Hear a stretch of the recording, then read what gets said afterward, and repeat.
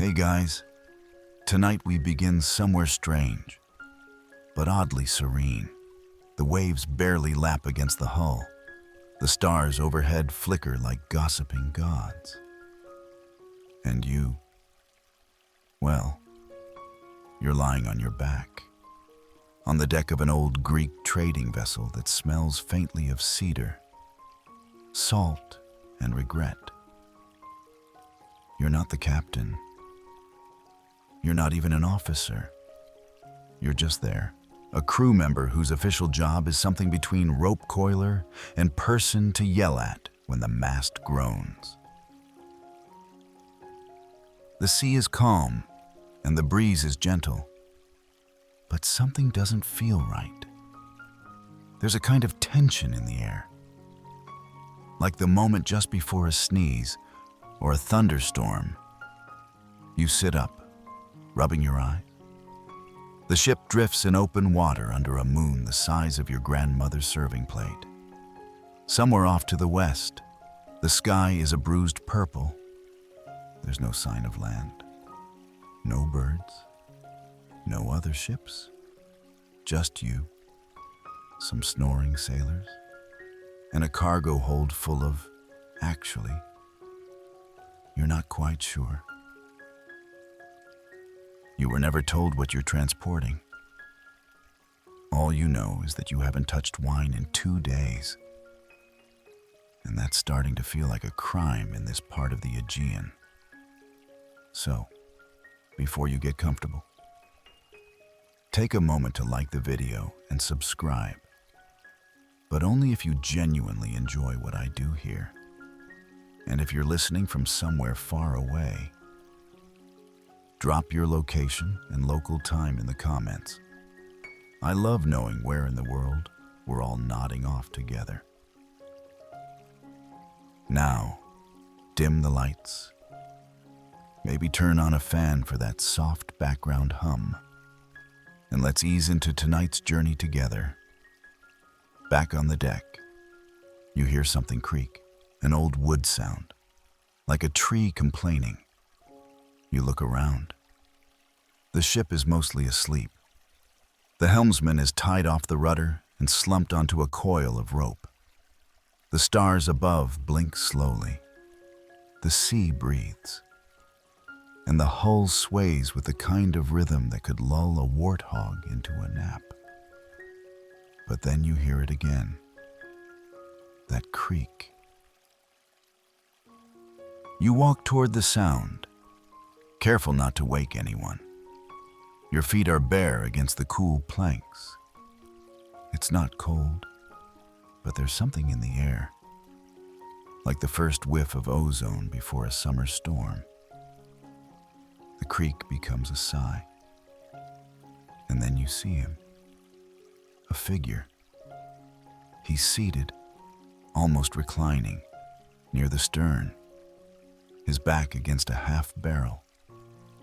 He's dressed in rags, the kind of patchwork you'd expect from a beggar or a lost shepherd, but something's off.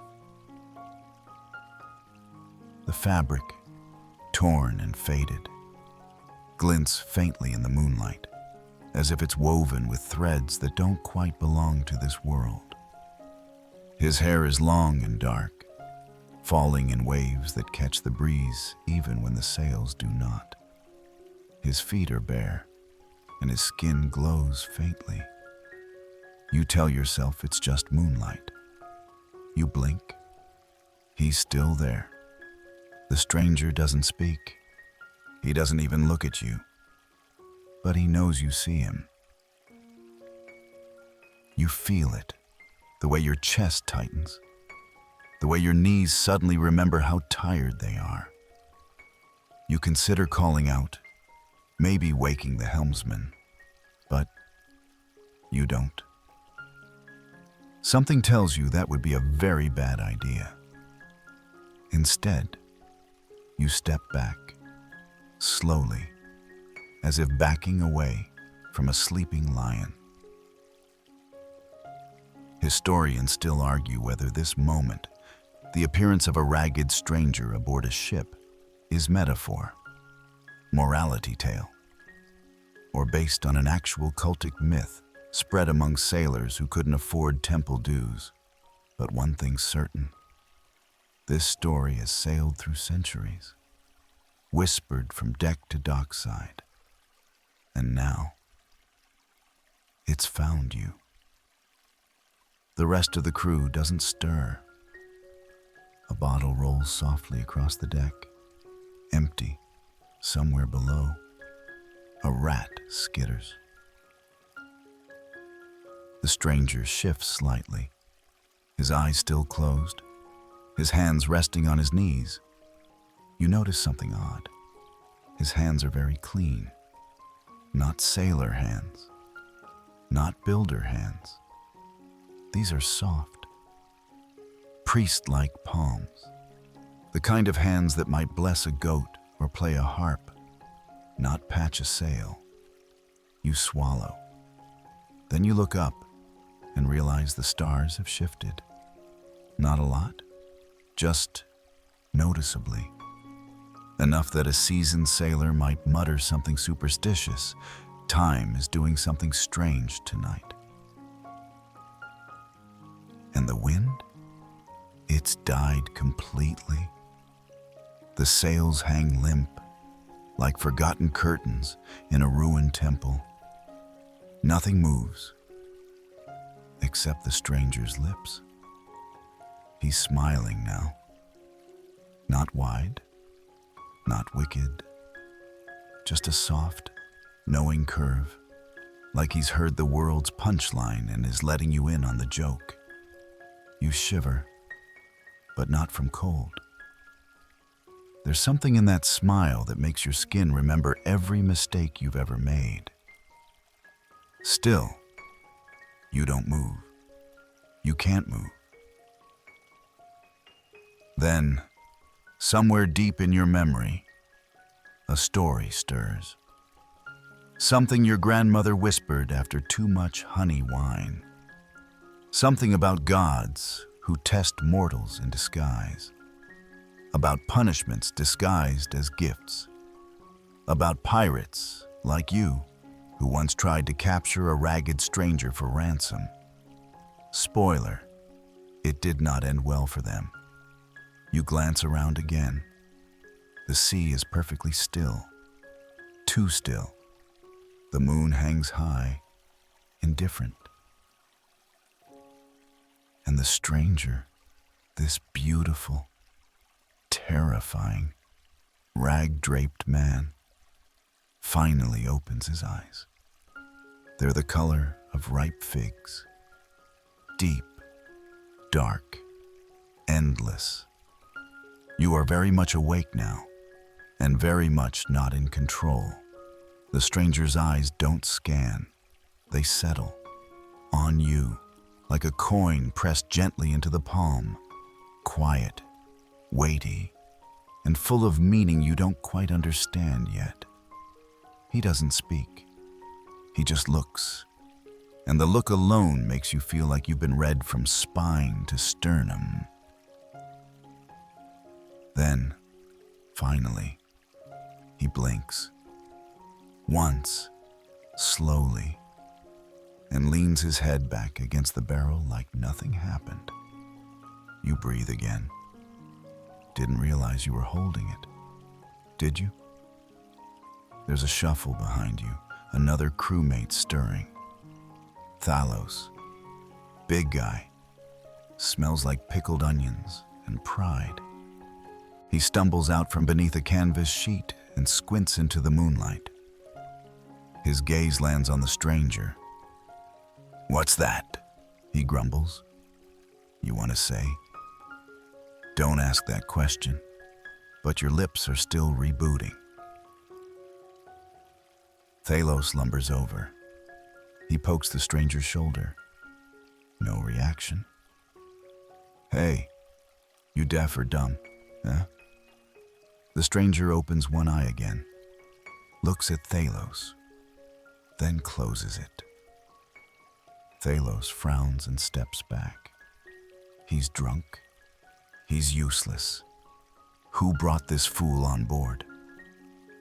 That's when more crew begin to stir. The whisper spreads like spilled oil. There's a man on board who wasn't on board.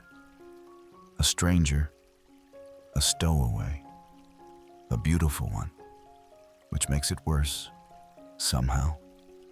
And then come the assumptions. Slave? No. Look at him, too clean. Spy? Doubt it.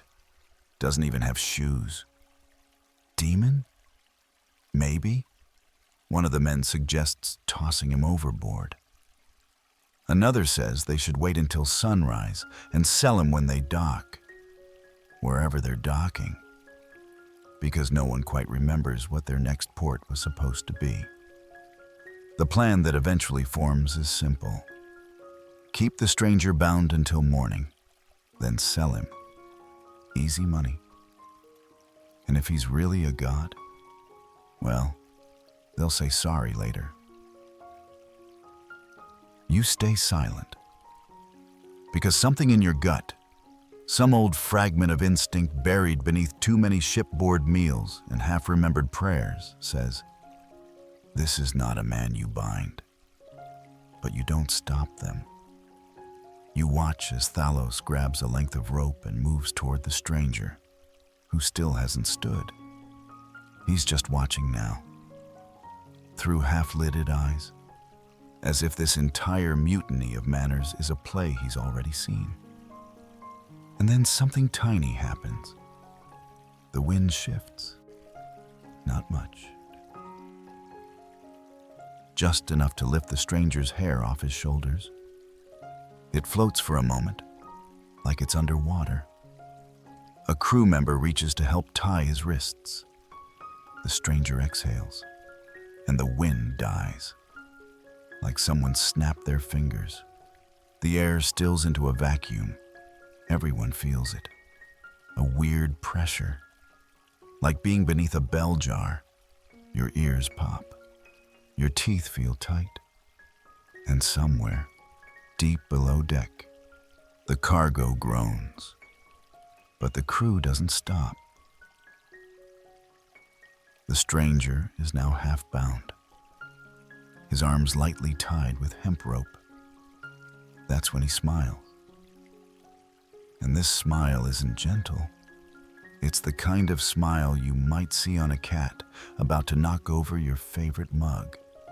Not cruel, just inevitable. He speaks, finally. One word. You don't understand it. But it tastes like honey and smoke and crushed berries in your ears. The wind returns, but not as before. It slaps the sails with such force they lurch and shudder, although no direction of wind can be felt on your skin. The rigging groans. The ship veers slightly, though no one touches the rudder, and the stranger, still sitting, still bound, still smiling. Thalos blinks, shakes his head, and mutters something about ghosts. Historians still argue whether the tale of Dionysus and the Tyrrhenian pirates is based on a real cultic ritual, perhaps a symbolic representation of wine's intoxicating power, or whether it was a sailor's metaphor for don't mess with people who glow in the dark. But the result's always the same. The crew continues debating what to do, whether to lock the stranger in the hold or at least gag him. You back away, slowly, toward the stern, trying not to look suspicious. Then a young deckhand named Ilios trips, not over a rope or a box, over a vine. That shouldn't be there. It's green, lush, sprouting from the base of the mast. It coils upward lazily, curling around the wood like it's reaching for the stars.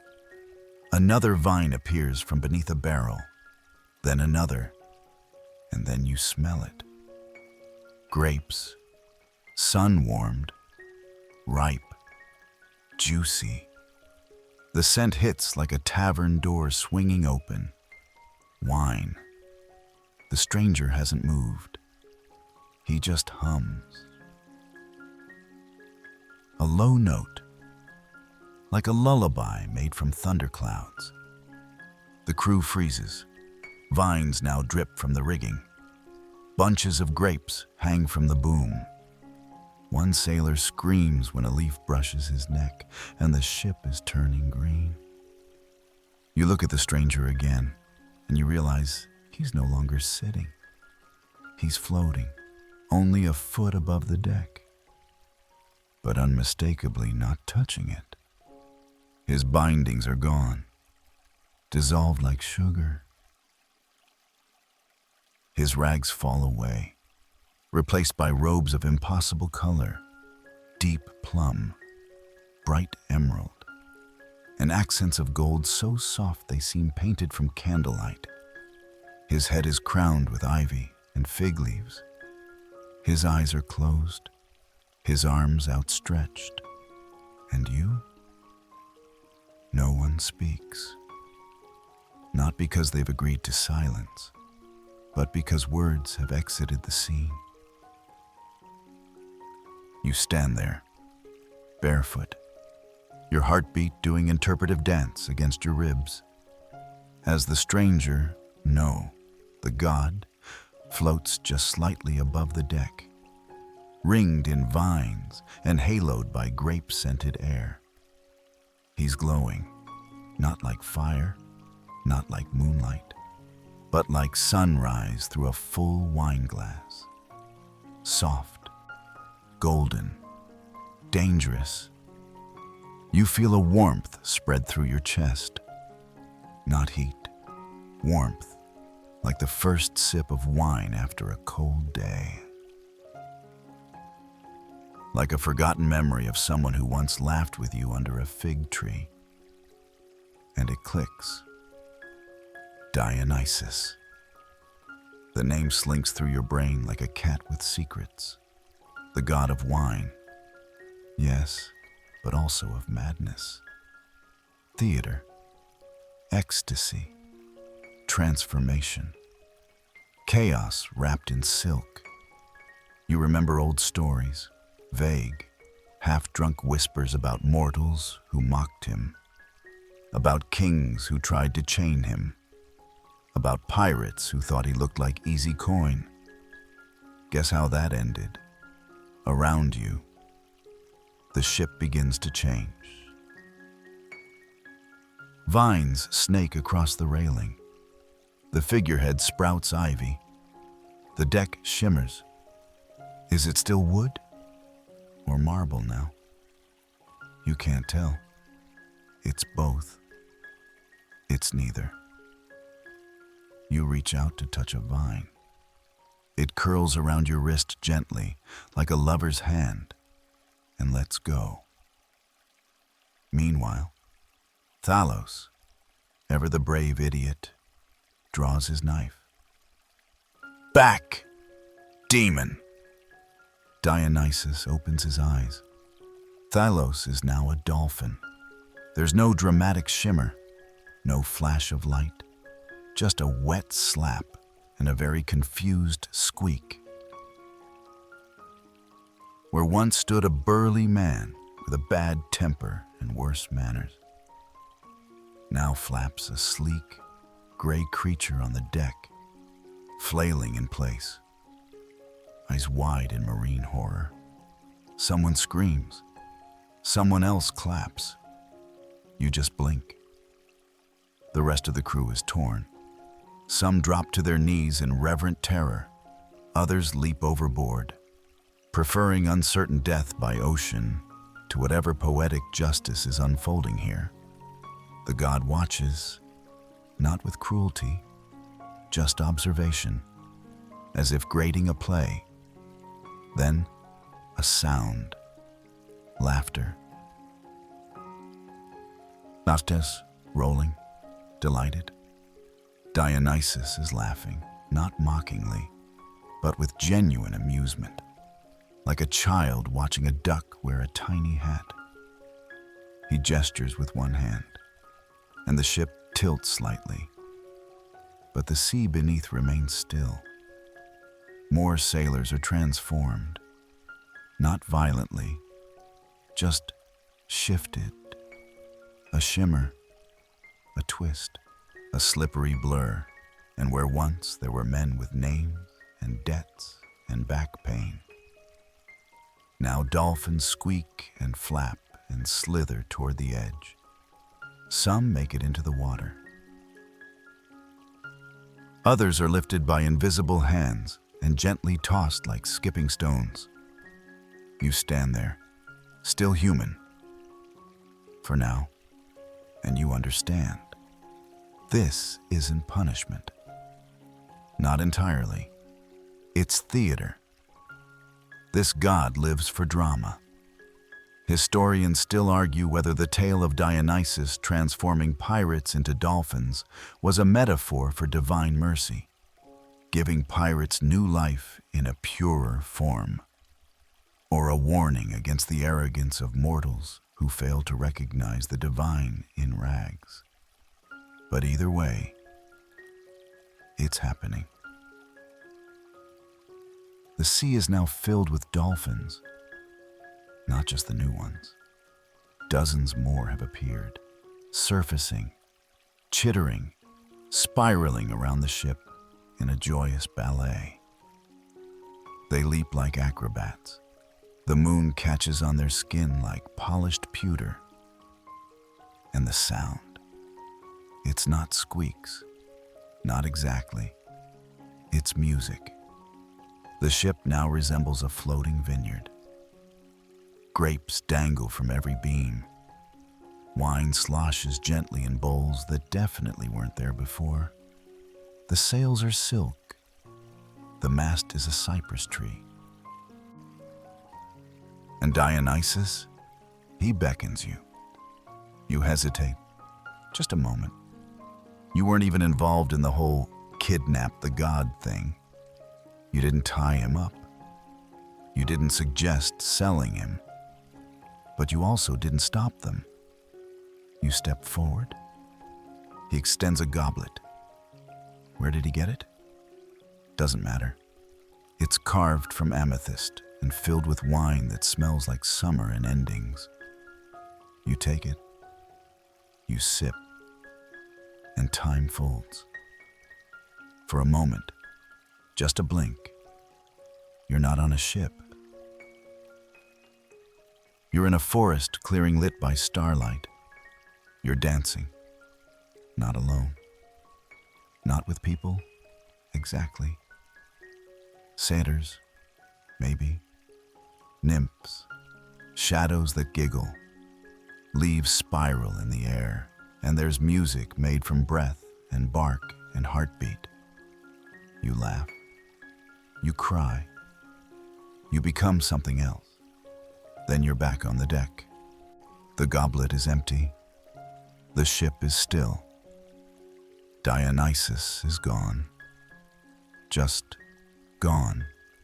In his place, a folded linen, resting gently on the deck. Beneath it, a single grape, perfectly round. You look out at the sea. Dolphins leap. Somewhere in the distance, one whistles a tune that sounds suspiciously like a drinking song. Your shipmates are fewer now, but you know which ones they were. You sit down. The stars have returned to their proper places. The ship drifts, and in your mind, you hear a voice, not yours, not even spoken, just a feeling, a knowing. Be careful who you bind. You spend the next hour, or maybe it's a century, staring out across the waves, trying to process the fact that half your crewmates are now playful sea mammals and the other half are probably rethinking their career choices in piracy. The sea is glassy again. No wind, no waves. Just the quiet ripple of dolphin backs slicing through the starlight. You watch one of them leap, high, gleaming, theatrical. Could that be Thalos? You hope not. He always hated physical activity. You recline against the mast, which now smells suspiciously of rosemary and something like sandalwood. The ship's transformation seems to have paused, but not reversed. Vines still hang like lazy cats from the rigging. Wine still puddles inside empty bowls that no one dares touch. It's like the whole vessel is waiting for the next scene in a play whose script only one person knew, and he just vanished mid-performance. You close your eyes, not to sleep, but to recalibrate your sense of reality. When you open them again, something has changed. You're no longer alone. A figure stands on the prow, tall, cloaked, unmoving. You squint. It's not Dionysus. This one's energy is colder, still divine. Yes, but not in a let's drink and dance and turn pirates into cetaceans sort of way. This one is the type who files grievances in calligraphy. It's a woman, or maybe not. Hard to tell with gods. She wears a peplos of midnight blue, speckled with star-like embroidery. Her hair flows upward as if water-bound, and her eyes glow faintly with a light you feel rather than see. Too early, she says. You blink. What? She turns her gaze toward the horizon. He got bored again. Always does. You were supposed to land first. You sit up. You know Dionysus? She smiles. But there's exhaustion behind it. We all do. He's the reason Olympus has a no wine before council policy now. You try not to laugh. You fail. The figure doesn't mind. She walks slowly across the deck, trailing small sparks of bioluminescent dust with each step. He didn't hurt you. That's rare. You gesture vaguely at the dolphins. Define hurt. She raises an eyebrow. They're dolphins. Do you know how many mortals beg for that kind of escape? Do you know how many songs they write about it after? Fair point. You're not sure what you expected after a god visit. Maybe a plague, maybe riches. But here you are, less gold, more grapes, and a bit sunburn. Somehow, that feels right. The figure gestures to the folded linen where Dionysus left his gift. You realize now, it's not just fabric. It's a map. Not of islands or oceans, but of events, of possible futures. Lines crisscross it like vines, looping into shapes you don't have the education to decipher. You've been marked, she says softly. Your eyebrows do that thing they do when you're trying not to panic, but might anyway. Not cursed, she adds. Not blessed either. Just watched. By Dionysus? By many. Great. You want to ask why you, of all people, a third-tier pirate who didn't even vote on whether to kidnap the wine merchant, have suddenly become an object of divine attention. But then again, why not you? Historians still argue whether myths like this, gods transforming humans, appearing out of nowhere, were simply moral metaphors or based on actual, ritualized experiences with altered states. Some say these tales reflect spiritual visions brought on by sacred drink or herbs. Others claim they were historical fables, designed to remind people of humility and the unpredictable nature of fate. But you're starting to think these gods just get bored and have the power to do something about it. The woman nods toward the sail. He'll let the wind return when he's finished watching. Watching what? She shrugs. You, them, this. She points to the dolphins. That one might write a sea ballad before the week's end. You chuckle again. You're getting good at this whole absurdity thing. She walks to the edge of the ship, lifts a hand, and with a sudden sweep of motion, the sky clears entirely. Stars spill across the dome of night like spilled salt, and the breeze returns, just a whisper. Then she steps off the ship. No splash, no disturbance, just gone. You sit back, staring up at the stars. Somewhere, a dolphin whistles a tune you almost recognize. And in that moment, you understand something. The myths didn't survive because they were logical. They survived because they made the world feel alive, unstable, magical, and very, very bored. You wake up at dawn to the sound of a dolphin sneezing. Or maybe it's laughing. Hard to tell with dolphins. Either way, it's oddly cheerful for someone who used to be a pirate. The wind has returned in earnest now. Soft, salty, with just enough push to carry the ship forward. You're not steering. In fact, there's no one steering. The ship, like everything else touched by Dionysus, seems to have its own ideas about direction.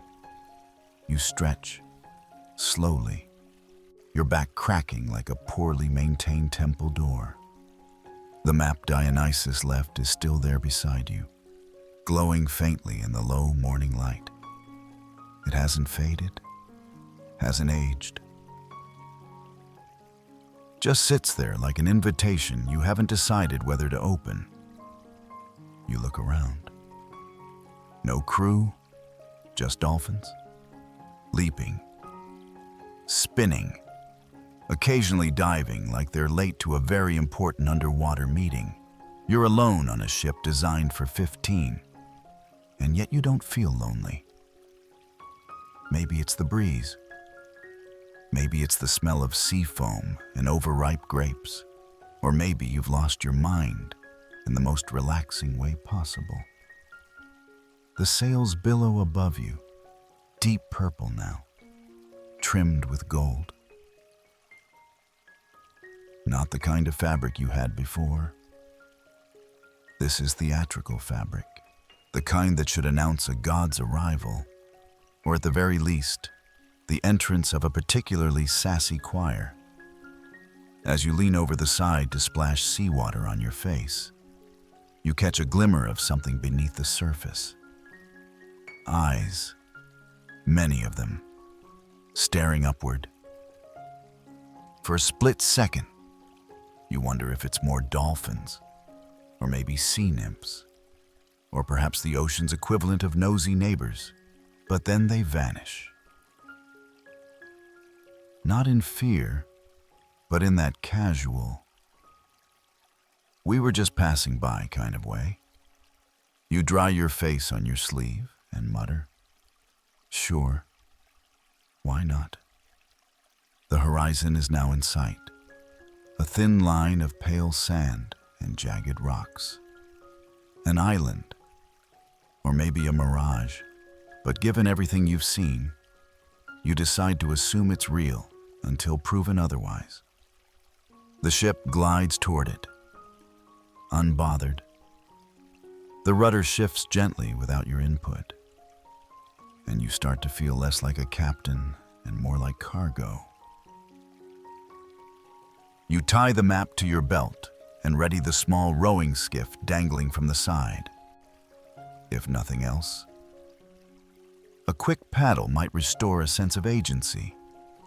As you row toward shore, you pass your dolphin former friends again. One of them clicks at you in what you're almost certain is sarcasm. You tip your head politely and keep paddling. The island smells like basil, which is weird. You were expecting sulfur or rot or maybe jasmine, but no. This is a culinary herb garden turned coastline. You step onto the sand, and it's warm, but not burning. The rocks are smooth, the breeze still grape sweet. And there, nestled between two boulders, is a small shrine. Nothing grand, just a waist-high column with a hollow on top where someone's placed a bowl. Inside the bowl is wine, still full, still glistening in the morning sun. You look around. No footsteps, no signs of life. But something compels you to approach. You do. You peer into the wine, and for a moment, your reflection stares back, tired, sun-touched, hair probably doing its own mythological side quest. Then, the reflection changes. It's Dionysus again. Not as a boy, or a lion, or a statue. Just Dionysus, smirking faintly, eyes half-lidded like he just woke up from the best nap of his life. "Welcome," he says from inside the bowl of wine. You blink. Hi? "You're early," he says. "I thought I was late." He shrugs. "Time's like wine. Depends on how long you let it breathe." Classic Dionysus. You sit down on the nearest rock. What now? He tilts his head. Now you get to choose. Go back to your pirate ways. Try to convince people you were temporarily the pet of a god. Or follow the map. You tap the scroll at your waist. Is it a real map? He laughs, a rich, velvety sound like honey being poured over silk. It's a story. What kind of story? That's up to you. Historians still argue whether the myth of Dionysus turning pirates into dolphins was meant as a warning or a blessing. Some suggest it was a tale to discourage kidnapping. Others claim it was symbolic of divine mercy, a way to turn violence into joy. And there are even a few rogue scholars who believe the whole thing was allegory for the conversion of older, seafaring cults to the Dionysian mystery religion. You think it might just be boredom management. You look into the bowl again, but the face is gone. Just wine now. The breeze tugs at your sleeves like a child trying to get your attention. And suddenly, the choice is obvious. You pick up the bowl, take the smallest sip, a taste of ripe figs, stars, and something older than language, and place it back gently. Then you rise, brush the sand from your pants, and start walking. Not back to the boat, but into the basil-scented woods, because some stories you don't finish reading. You live them, You don't get very far before you realize this forest is weirdly quiet. Not spooky quiet. Not a monster is about to jump out. Quiet. More like, this was designed by someone who enjoys very expensive libraries. Quiet. The wind hums gently through the leaves. Your footsteps sound impossibly crisp on the pine needle-covered ground. Somewhere in the distance, a cicada tries to tune up, but gives up halfway. Like even it realizes this isn't the vibe. You walk between towering trees that don't quite match any species you know.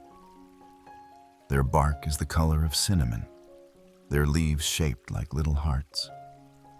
They shimmer faintly when the light touches them, as if someone dusted the whole place in nostalgia.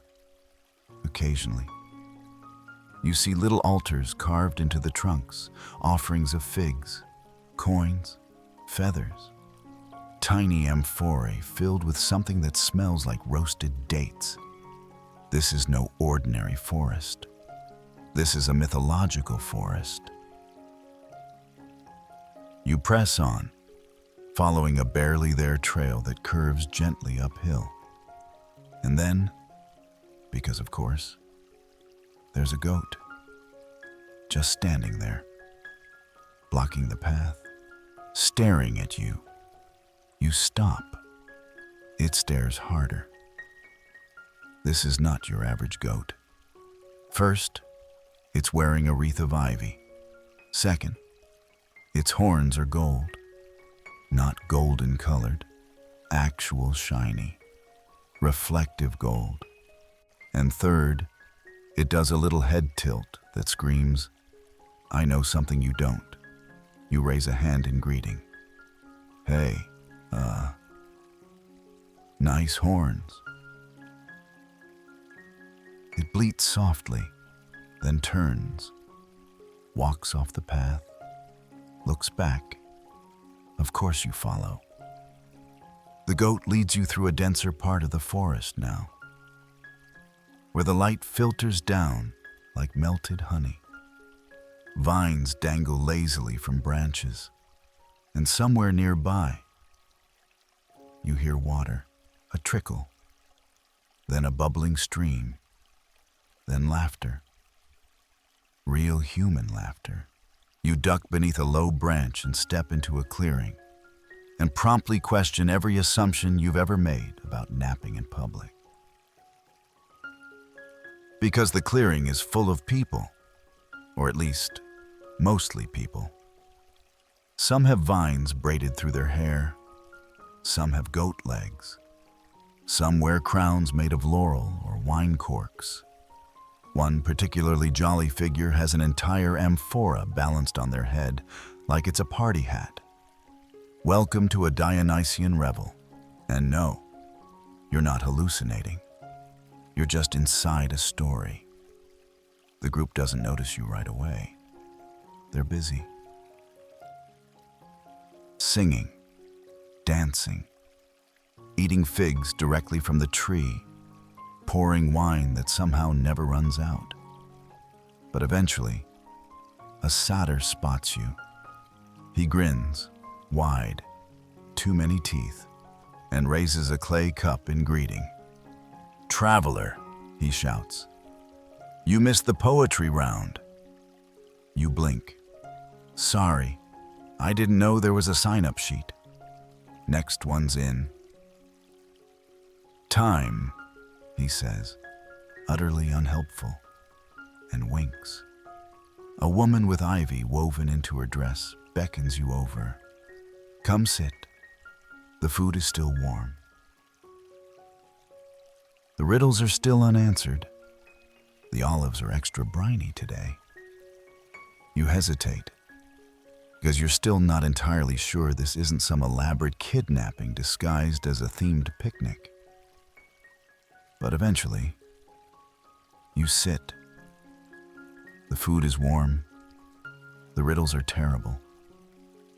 The olives are, in fact, spectacular. One of the revelers explains, in between bites of pomegranate, that this grove is a sort of rest stop for travelers caught between the real world and the mythic one. A crossroads where people who stumble out of their own timelines can refuel, refocus, and maybe rewrite their destinies over some cheese and light flute music. You ask how often people end up here. She shrugs. Often enough? Not often enough. Another satyr adds. Depends how bored Dionysus is. You nod slowly. That tracks. Historians still argue whether the rites of Dionysus were orgiastic chaos or carefully choreographed performances. Some Roman writers tried to demonize them, suggesting wildness, madness, even criminal behavior. But archaeological evidence shows structured spaces, musical instruments, masks, and controlled entrances, implying ritual theater rather than random mayhem. As usual, the truth likely lies somewhere in the middle.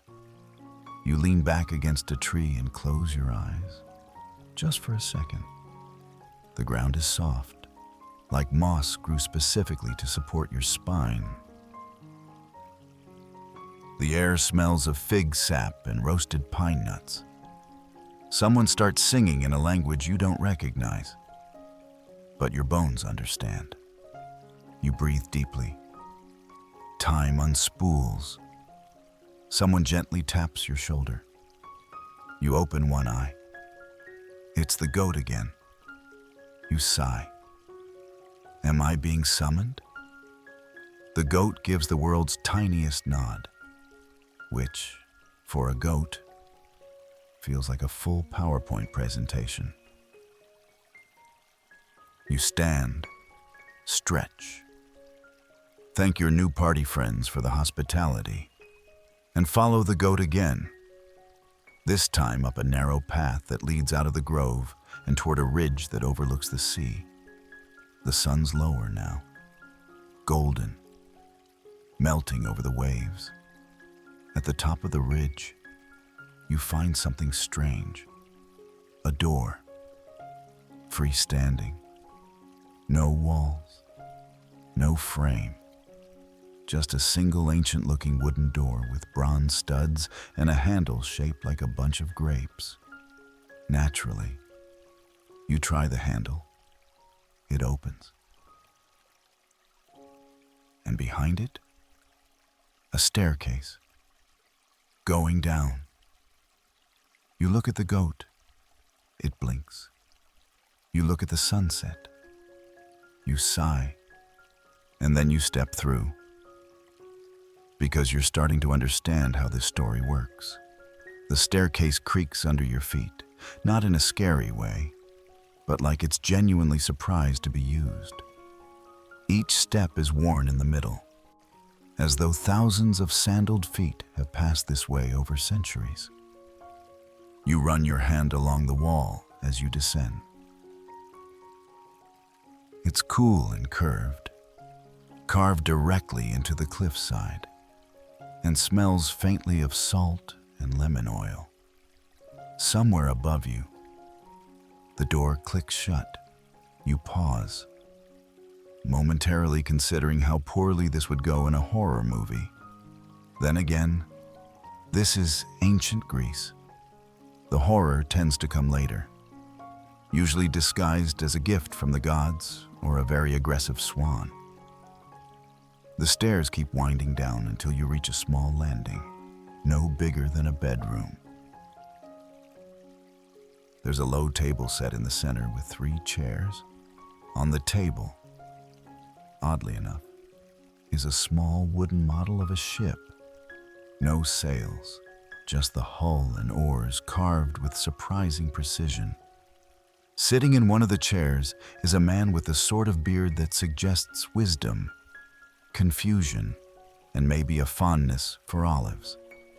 He looks up as you enter and gestures to the chair across from him. You're just in time. he says, voice like gravel dipped in honey. We're about to ruin someone's day. You blink. Sorry? He nudges the ship model toward you. You know the story of the Tyrrhenian pirates? You shake your head. I know pirates. I know Tyrrhenia, but not together. He grins. Oh, you're in for a treat. He starts arranging little wooden pegs around the model ship, each one crudely carved to resemble a man in ancient clothing. Then he takes out a smaller figure, dressed in a toga, and places it near the bow. This, he says, is Dionysus. Okay. This, he points to the others, is a group of pirates who made the unfortunate mistake of thinking Dionysus was just some fancy tourist. You raise an eyebrow. Let me guess. They kidnapped him. Bingo. The story goes something like this. A ship of Tyrrhenian pirates spotted a lone man on the shore. Young, handsome, dressed richly, clearly unarmed. They assumed he was a nobleman or the son of a king, someone worth ransoming. They offered him passage, then promptly turned the ship out to sea and locked him in. Now, here's where it gets good. Dionysus, god of wine, madness, and really unpredictable revenge, doesn't break the door down or smite anyone with thunder. No, he lets them sail. Then the vines start growing, from the mast, from the oars, from the deck itself. Ivy curls around the rigging, grapes sprout in seconds, wine fills the hull, and the air becomes thick with laughter and song, but none of it human. Panthers appear on deck. Yes, panthers. On a boat. Do you know how hard it is to get cats to go anywhere near water, let alone apex jungle predators? The pirates panic. They try to steer, but the rudder's wrapped in ivy. They try to row, but the oars are now grapevines. They try to scream, but the panthers aren't interested in giving them the chance. So they jump. One by one, the pirates leap overboard, and just as they hit the water, something strange happens. They change. Their legs melt together, their backs arch, their skin ripples and darkens. They become dolphins. Not metaphorically, literally. You lean back. Wait, so dolphins are cursed pirates? The man across from you shrugs. Some say punished, some say blessed. Depends on the version. Historians still argue whether the myth of Dionysus and the dolphins originated with sailors trying to explain strange sea behavior, or if it was a clever way to make dolphins seem divine. Either way, the tale spread fast. Ancient coins have been found with images of dolphins circling a seated god, presumably Dionysus, like a pod of reformed criminals turned sea acrobats. There's even a fringe theory that early sailors believed dolphins carried the souls of lost crewmen, ferrying them to the afterlife on sparkling waves, which, honestly, is one of the gentler fates in Greek mythology. Beats turning into a shrub or getting eaten by your own horse. You peer down at the ship model. So, was Dionysus just showing off? Oh, always, the man says. But he was also sending a message. Don't mistake kindness for weakness. Don't kidnap gods. And, most importantly, don't try to control what was born to be wild. He taps the little dolphin figures now circling the ship. Even their punishment gave them freedom. You sit with that for a moment. There's something weirdly comforting about the idea that even mistakes can be transformed, that the sea can hold redemption, that Dionysus, god of wine and frenzy, also had a soft spot for theatrical justice. You look up, but the man is gone. The table, too. You're alone in a chamber with nothing but a fading scent of crushed grapes and seawater. You turn to where the stairs should be. There's a new door instead. No handle, no hinges, but it opens anyway. And the sound that greets you, waves and laughter. You step through the door and find yourself not in another chamber, not even in a temple, but on the shore. The sky is a watercolor blend of twilight blue and soft coral, like some divine painter got tired halfway through. The sea, calm and enormous, stretches out before you, and just a few steps ahead, the sand turns to foam where gentle waves lap at the earth. You're barefoot now. You don't remember losing your shoes, but they wouldn't help you here anyway. The sand is cool and fine, almost like sifted flour, and each step makes the world feel quieter. To your left, the rocks jut up like sleeping gods, worn down by centuries of wind and salt.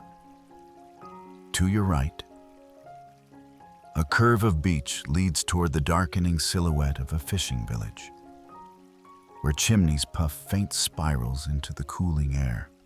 But straight ahead, right where your feet seem to want to go, is a single figure standing at the water's edge. It's Dionysus again. But not the grape-flinging, panther-wrangling spectacle from the boat story. This version of him is calmer, quieter. He wears a simple white chiton that brushes his knees and a violet sash that looks like it was made from fermented sunset. His feet are bare, his hair loose around his shoulders.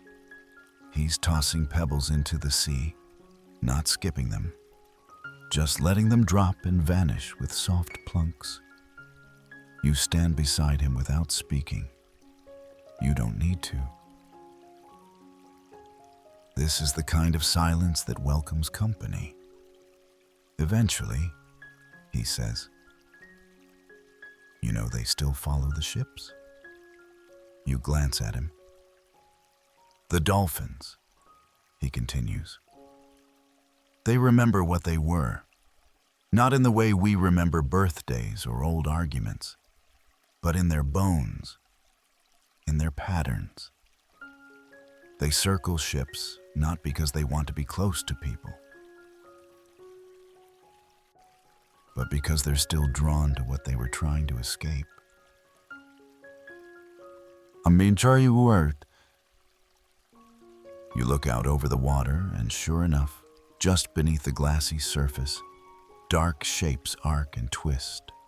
Dolphins, sleek and silver blue, dancing just out of reach. One leaps, water glittering from its back like it's just been born from the stars. And then it vanishes again. It's oddly emotional. Was it mercy, you ask? What you did? Dionysus shrugs. Depends who tells it. Some say I punished them. Some say I gave them a second chance. Truth is, I got bored. You blink.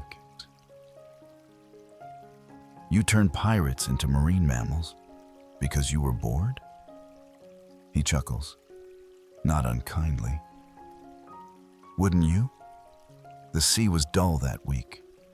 No festivals, no wine. Just idiots in a boat thinking they were in control. That tracks. Greek gods, after all, weren't known for being consistent. They were brilliant, terrible, theatrical, divine, and deeply, unapologetically bored half the time. Historians still argue whether the story of Dionysus and the pirates evolved from an older Minoan myth, or was a metaphor developed later by Greek sailors to explain the playful, almost human behavior of dolphins. Some ancient texts even describe priests of Dionysus dancing with dolphin masks, which feels like something you'd find in an indie theater production today. Right before intermission, and wine served in tiny plastic cups. You walk along the shoreline with him now. The breeze smells like salt and crushed thyme. Seagulls cry faintly overhead, and the sand makes soft sucking sounds beneath your feet. Dionysus walks in step with you, but slightly ahead, as if leading you somewhere. So, you ask, what happens to a god when the story ends? He doesn't answer right away. Instead, he stops and turns toward the water again. You ever notice how waves always return? You nod. No matter how far they stretch out, how many rocks they hit, how much they change, they always come back to the shore. That's how it is with gods. With myths, they fade. Yes, get rewritten, but they don't die. They just wait for someone to listen. He flicks another pebble into the surf. It bounces once, then disappears. I was once the god of theater, you know, he adds, of masks, of pretending and revealing.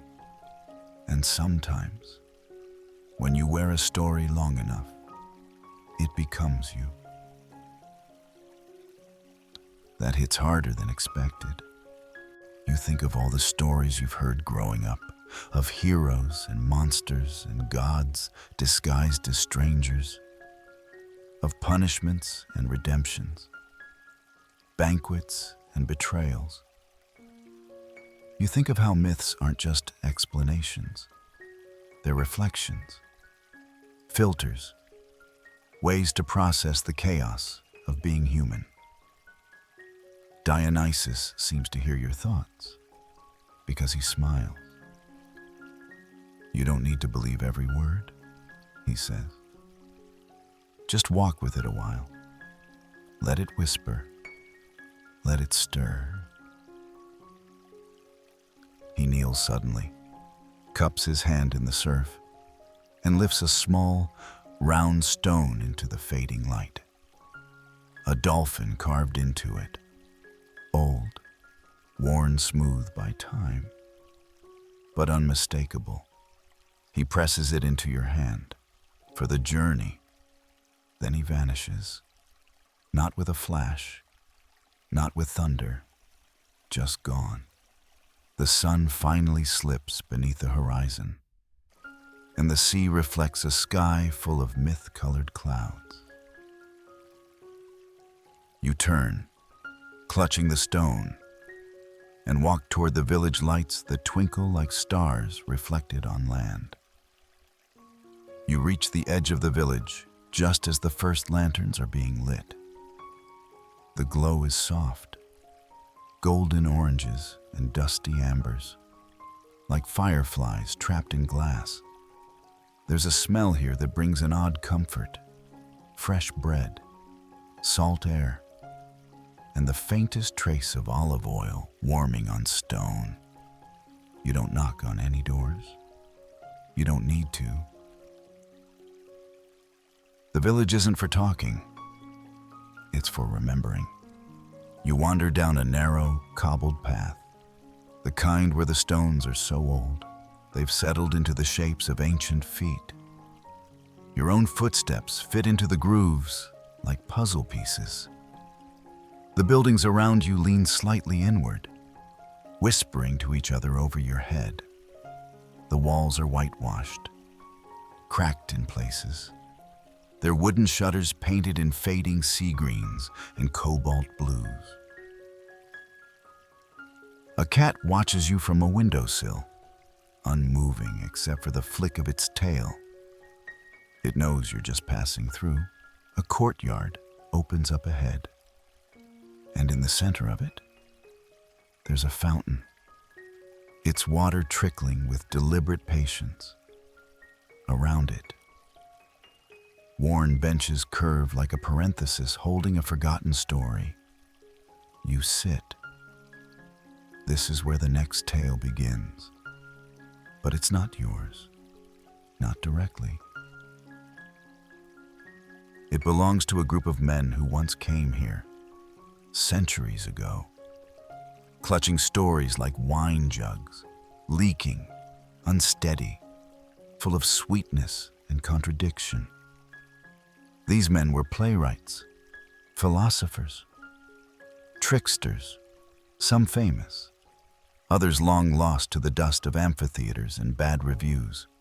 They told stories about gods, especially Dionysus, not to record truth, but to reveal it sideways. One of the more peculiar ones? That Dionysus once descended into the underworld, not to rescue a lover, not to battle death, but to bring back a poet. Euripides, specifically, because, as the myth goes, the world couldn't go on without someone dramatic enough to write about it. Historians still argue whether this myth was meant to mock Dionysus, to honor Euripides, or to critique the politics of the day. Some even think it was a kind of satire, an ancient Greek version of an Oscars speech, complete with divine absurdity and literary name-dropping. Others say it reflects something deeper, that Dionysus wasn't just a god of wine and revelry, but a patron of catharsis, of emotional release, of the human need to feel too much and then laugh about it afterward. You lean your head back, listening to the fountain.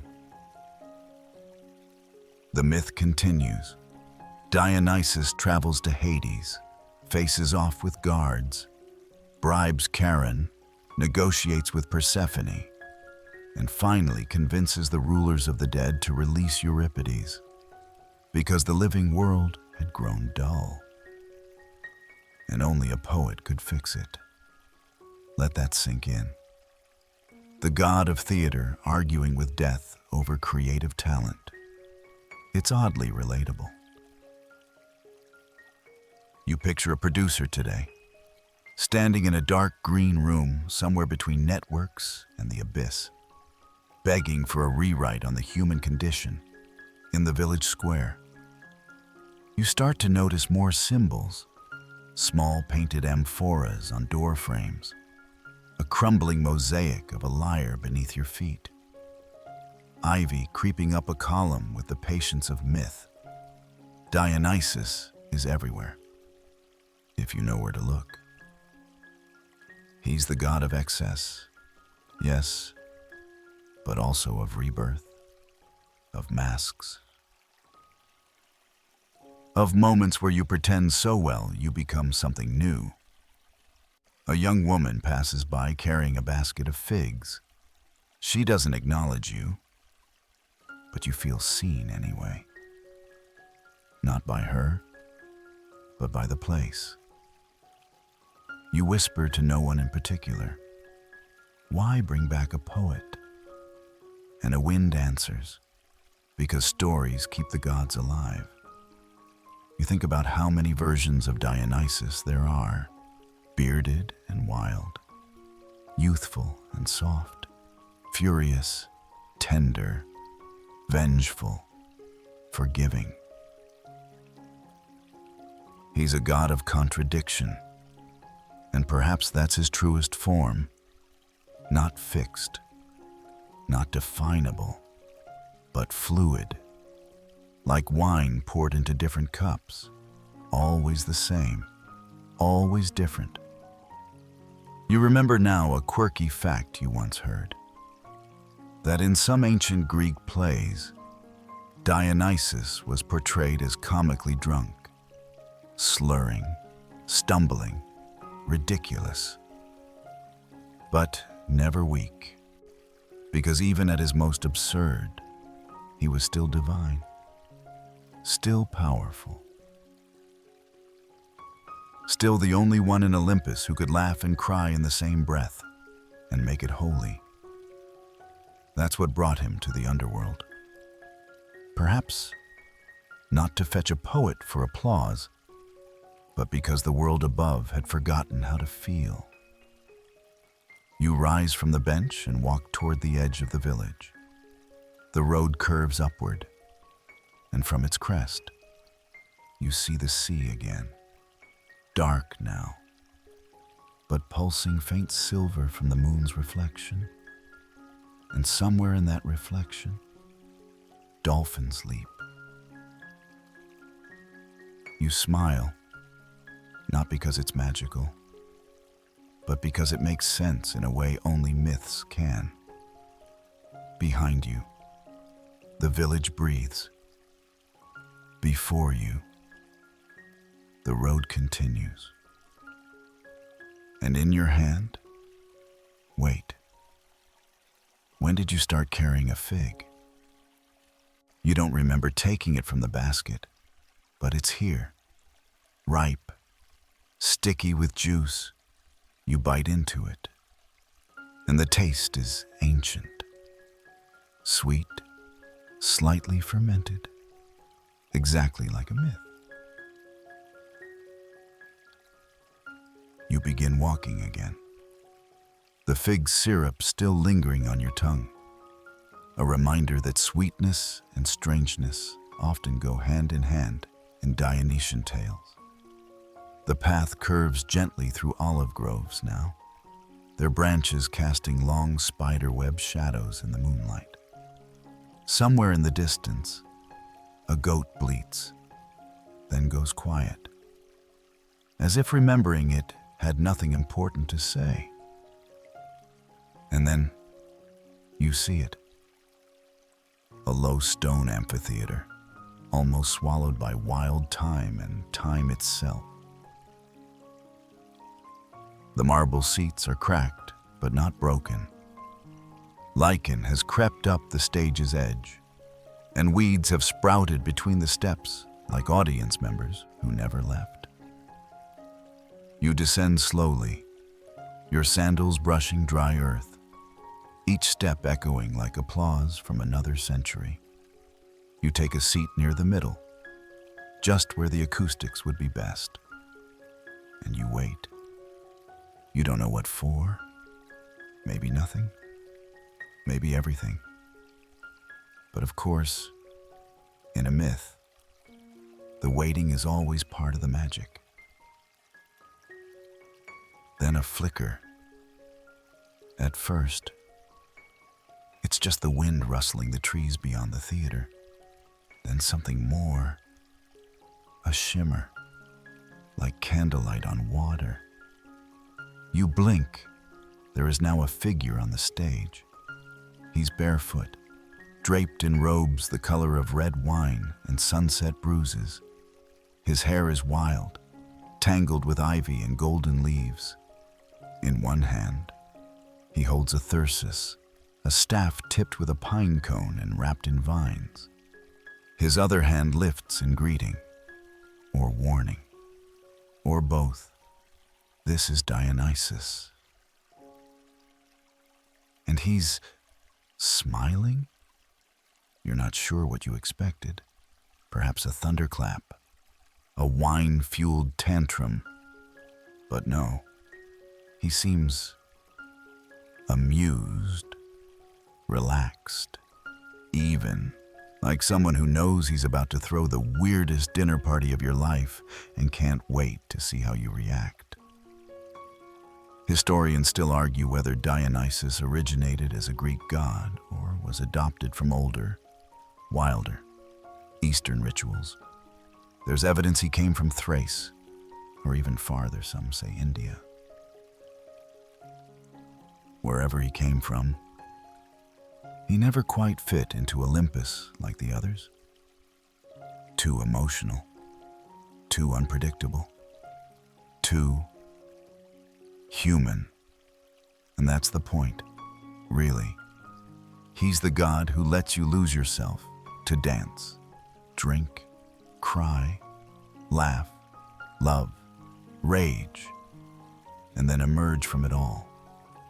New, changed, even if just a little. On the stage, Dionysus begins to move, not dance, not quite.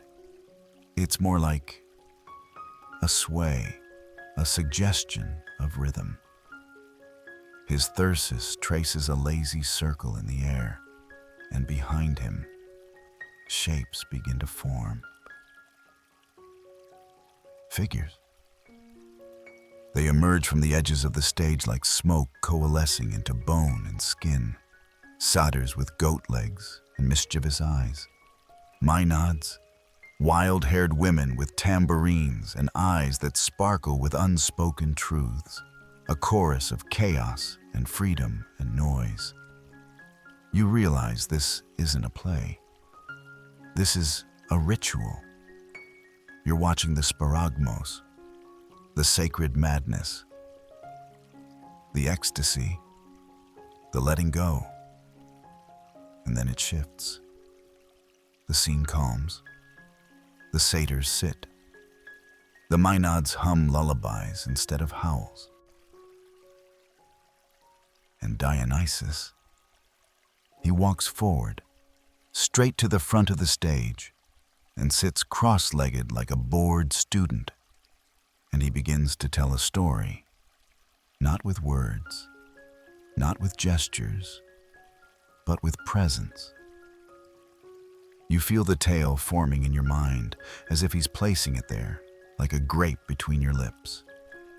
It's the story of a ship.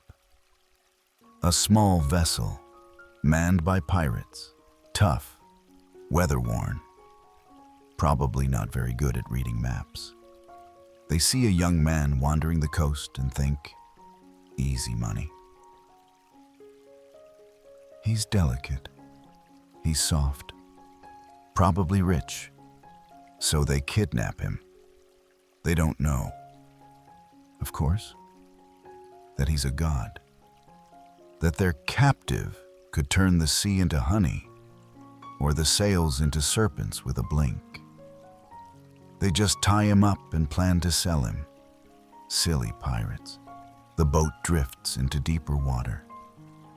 Then, slowly, the ropes fall away. Not snapped, not broken, just untying themselves like bored snakes. The boy stands, smiles, and the ship changes. Vines erupt from the mast, curling through the rigging. Grapes burst from nowhere. The wooden planks shimmer, ripple, breathe. A tiger appears on the deck, then a second.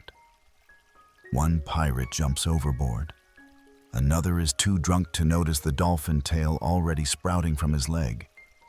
Dionysus doesn't punish with lightning. He transforms. It's not about justice. It's about revealing the truth of what you are underneath. The pirates become dolphins, not out of cruelty, but poetry. They're given a new role, still wild, still playful, but now part of the sea's story, forever. And the ship? It sails on. Historians still argue whether this myth is meant as a warning or a reward. Was Dionysus angry, or simply generous with strange gifts? You sit in the amphitheater, the story echoing inside your skull like a soft drum beat. You realize now what Dionysus was offering that night on the boat: transformation through absurdity, grace through wildness.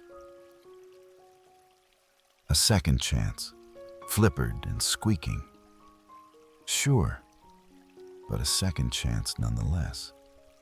And maybe that's what all myths are. Opportunities to look at the ridiculous and say, yes, that sounds about right. Dionysus stands again. The figures behind him fade. He gives you one last look, mischievous, forgiving, knowing. Then he disappears. The stage is empty. The wind returns. And somewhere out at sea, a dolphin leaps. You remain seated in the amphitheater. The hush of the vanished performance still wrapped around you like a second skin. The moon has moved, just enough that the marble around you now glows faintly blue, and a few stars have shifted their celestial gossip groups. You stretch your legs and rise slowly, feeling the cool stone under your soles like a grounding tether to a story that felt more dream than myth. But the story isn't over. Because Dionysus, like any good god of drama, never leaves just one version of the truth. You wander out of the amphitheater and down a path now lined with cypress trees, their tall silhouettes waving gently as if politely acknowledging your passage. The air is warmer here, scented with rosemary and that dry, grassy perfume that only grows where goats have argued recently. And just ahead is the sea, or rather, a cliff above it. You approach the edge, and the breeze sharpens, saltier, louder. Far below, waves smash against ancient rocks that have seen so many ships pass, so many stories begin or end. This is the coast of Naxos. It's where Dionysus truly revealed what kind of god he was, not just to pirates, but to royalty. Because this is where he met Ariadne. Now, if you remember your mythology, Ariadne had a rough go of it. Daughter of King Minos, sister to the Minotaur. She helped the hero Theseus escape the labyrinth by giving him a ball of string. A high-stakes arts and crafts project. Theseus survived, slew the beast, like a true mythological boyfriend, immediately abandoned her on a random beach. Historians still argue whether he ditched her intentionally or just had the ancient Greek equivalent of a forgot to text back moment.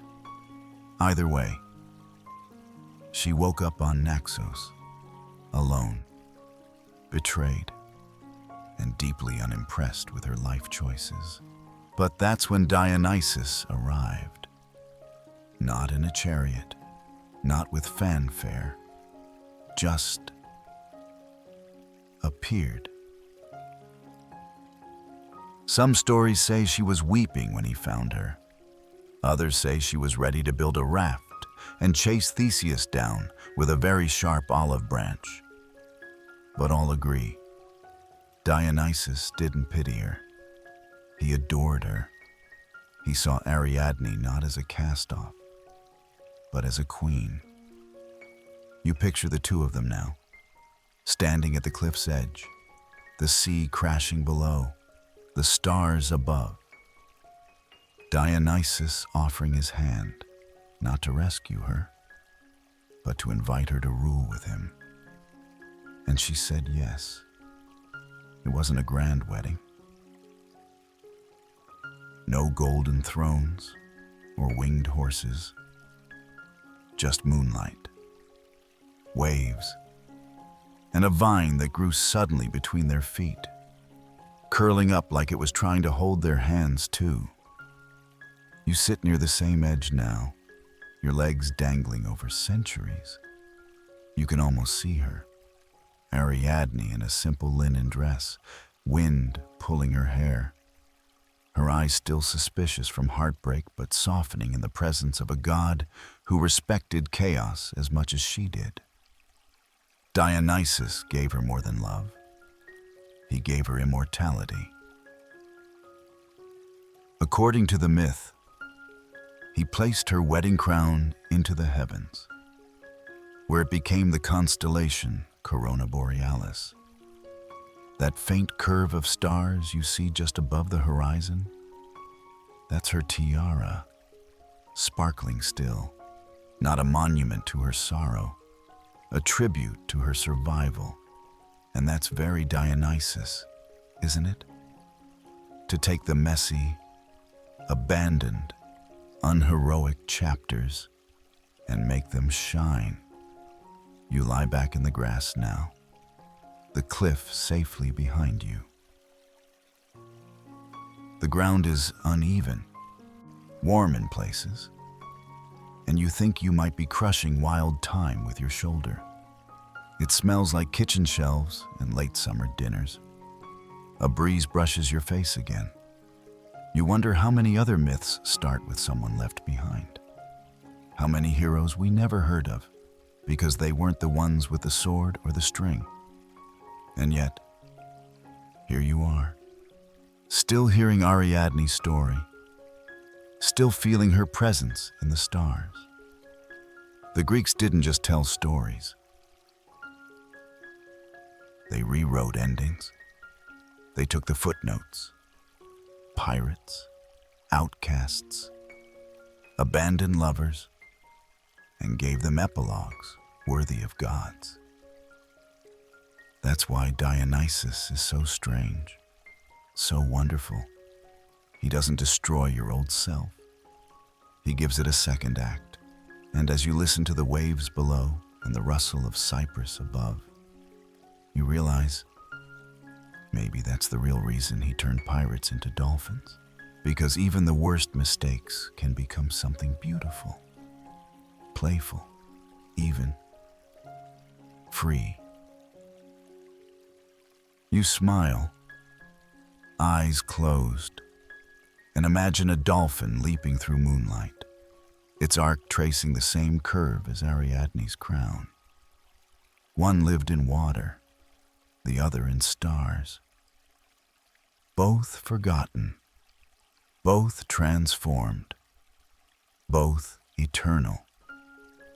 You rise from the grass, brushing a few stray thyme sprigs from your clothes, and begin to walk again, this time along the edge of the cliff, where the stones are worn smooth by centuries of sandal soles and the occasional mythological brooding session.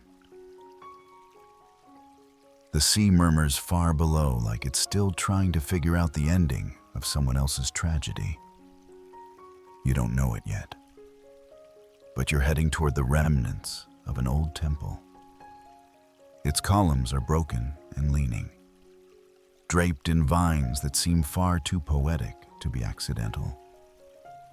One marble slab still stands, half buried in earth, carved with symbols long eroded by wind and time. You place your palm against it. It's warm. And then, unexpectedly, you hear music, not loud.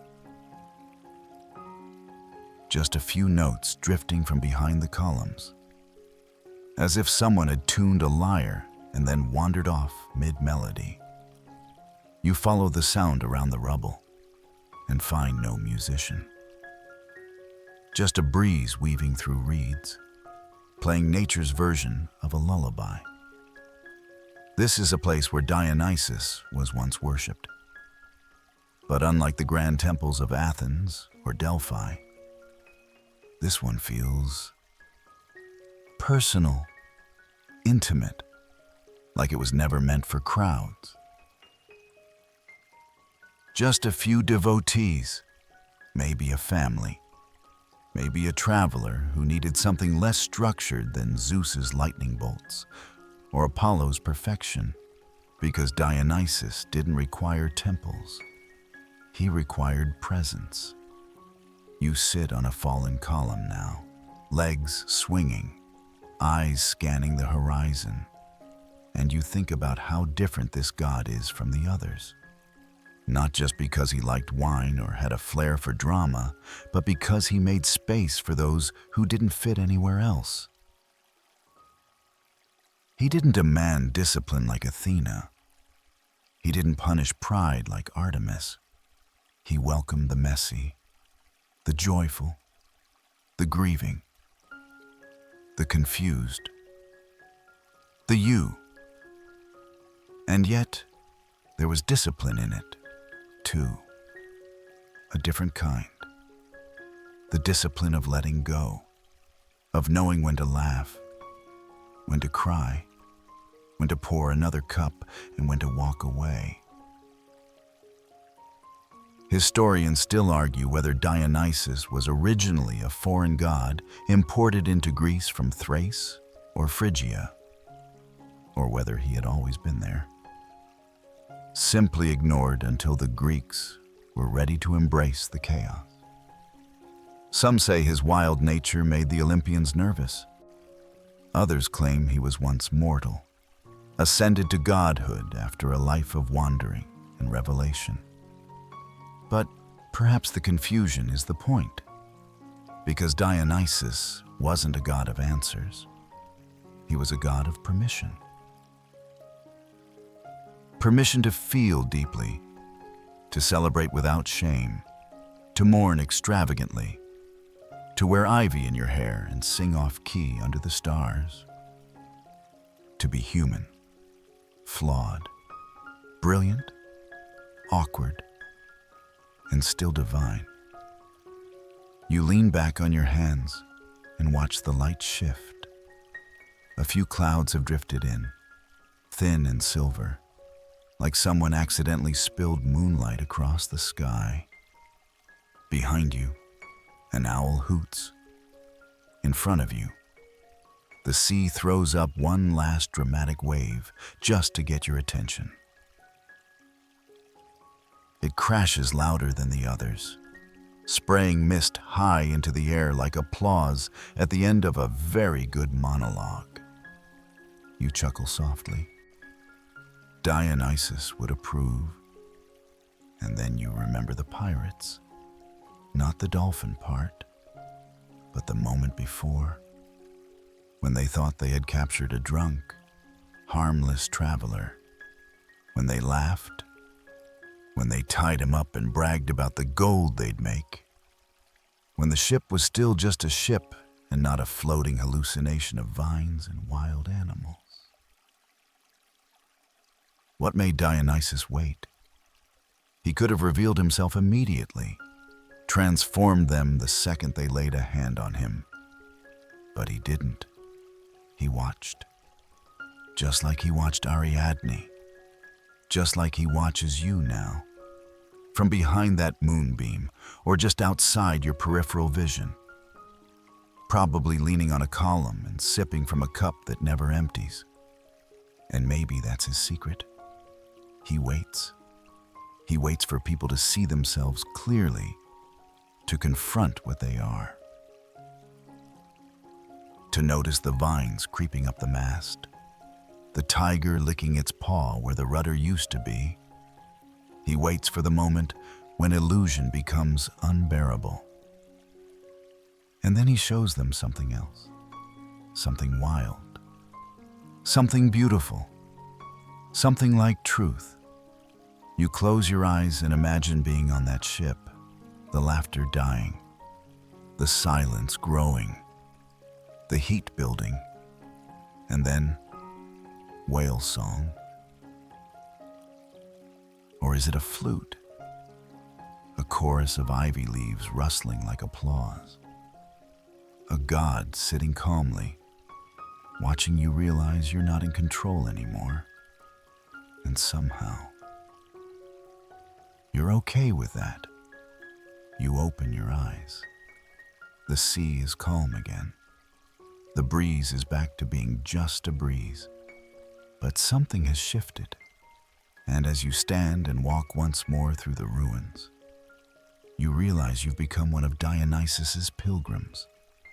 Not because you've drunk from his cup, but because you've seen what he sees.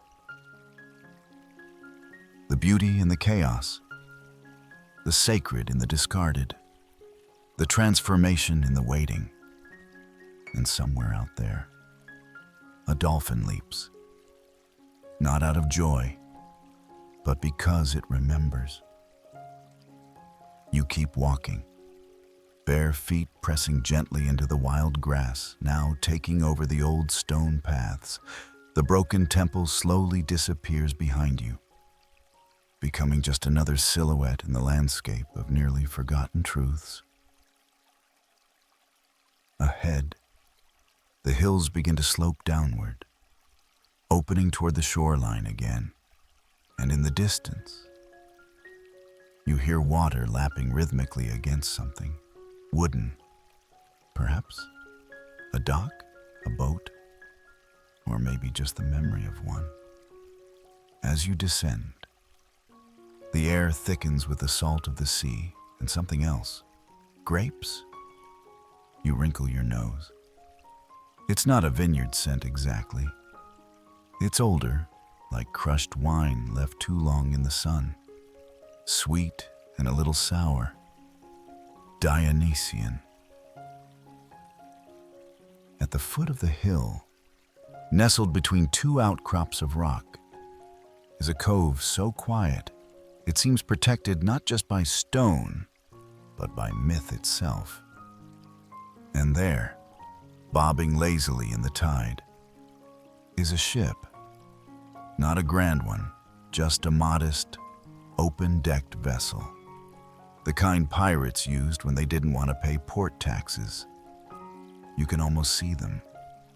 The ragged crew, the too-thin ropes, the patched sail, the arrogance. This is where it happened, you realize. Or at least, this is where it could have happened. Because no one really agrees on the exact spot. Historians still argue whether the Dionysus pirate incident was first told in Naxos, or if it came from a much older, possibly Phoenician story. One version says the ship sailed from the coast of Tyrrhenia. Another says Aegean.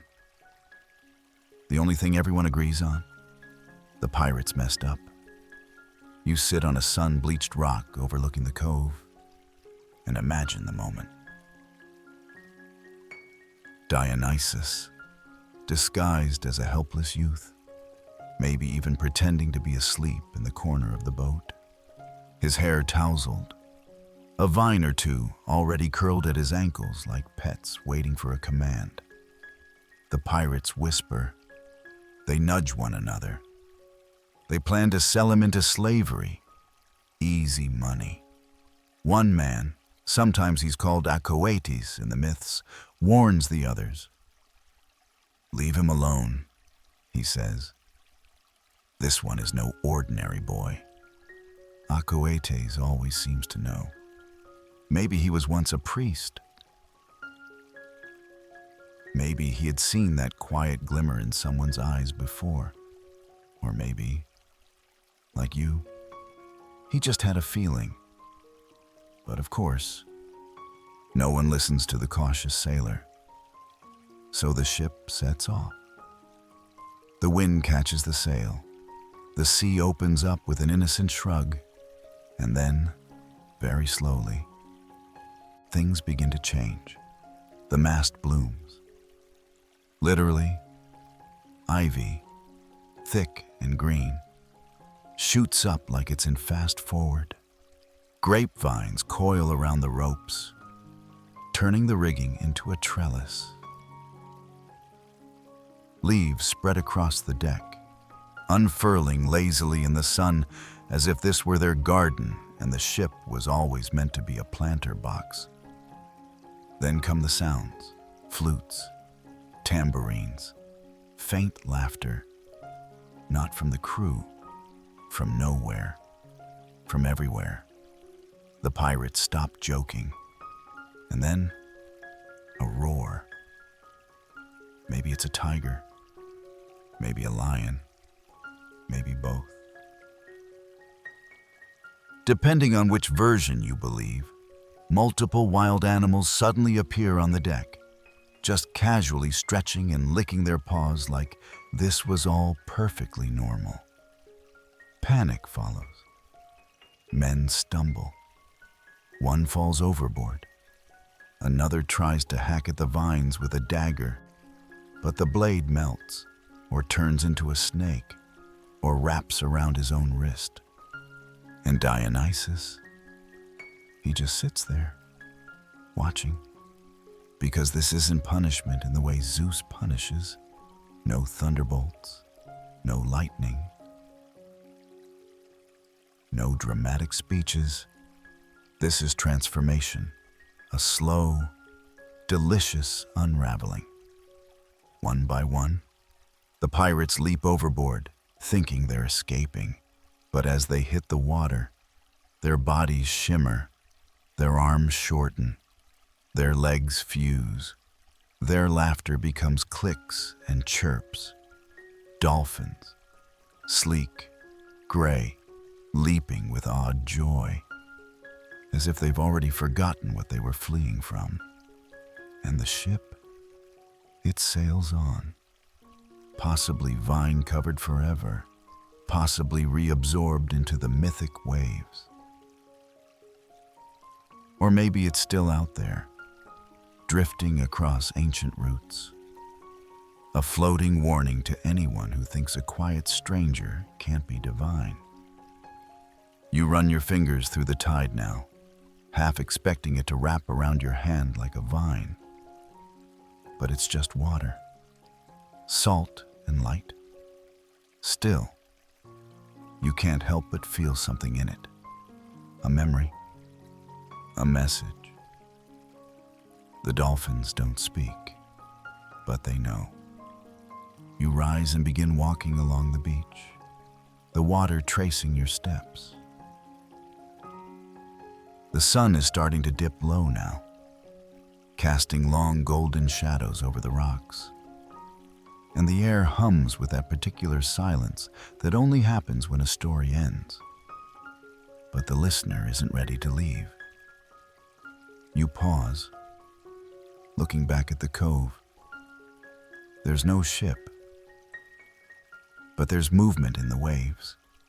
A glint, a leap, and for a second, just a second, you see a dolphin rise from the water.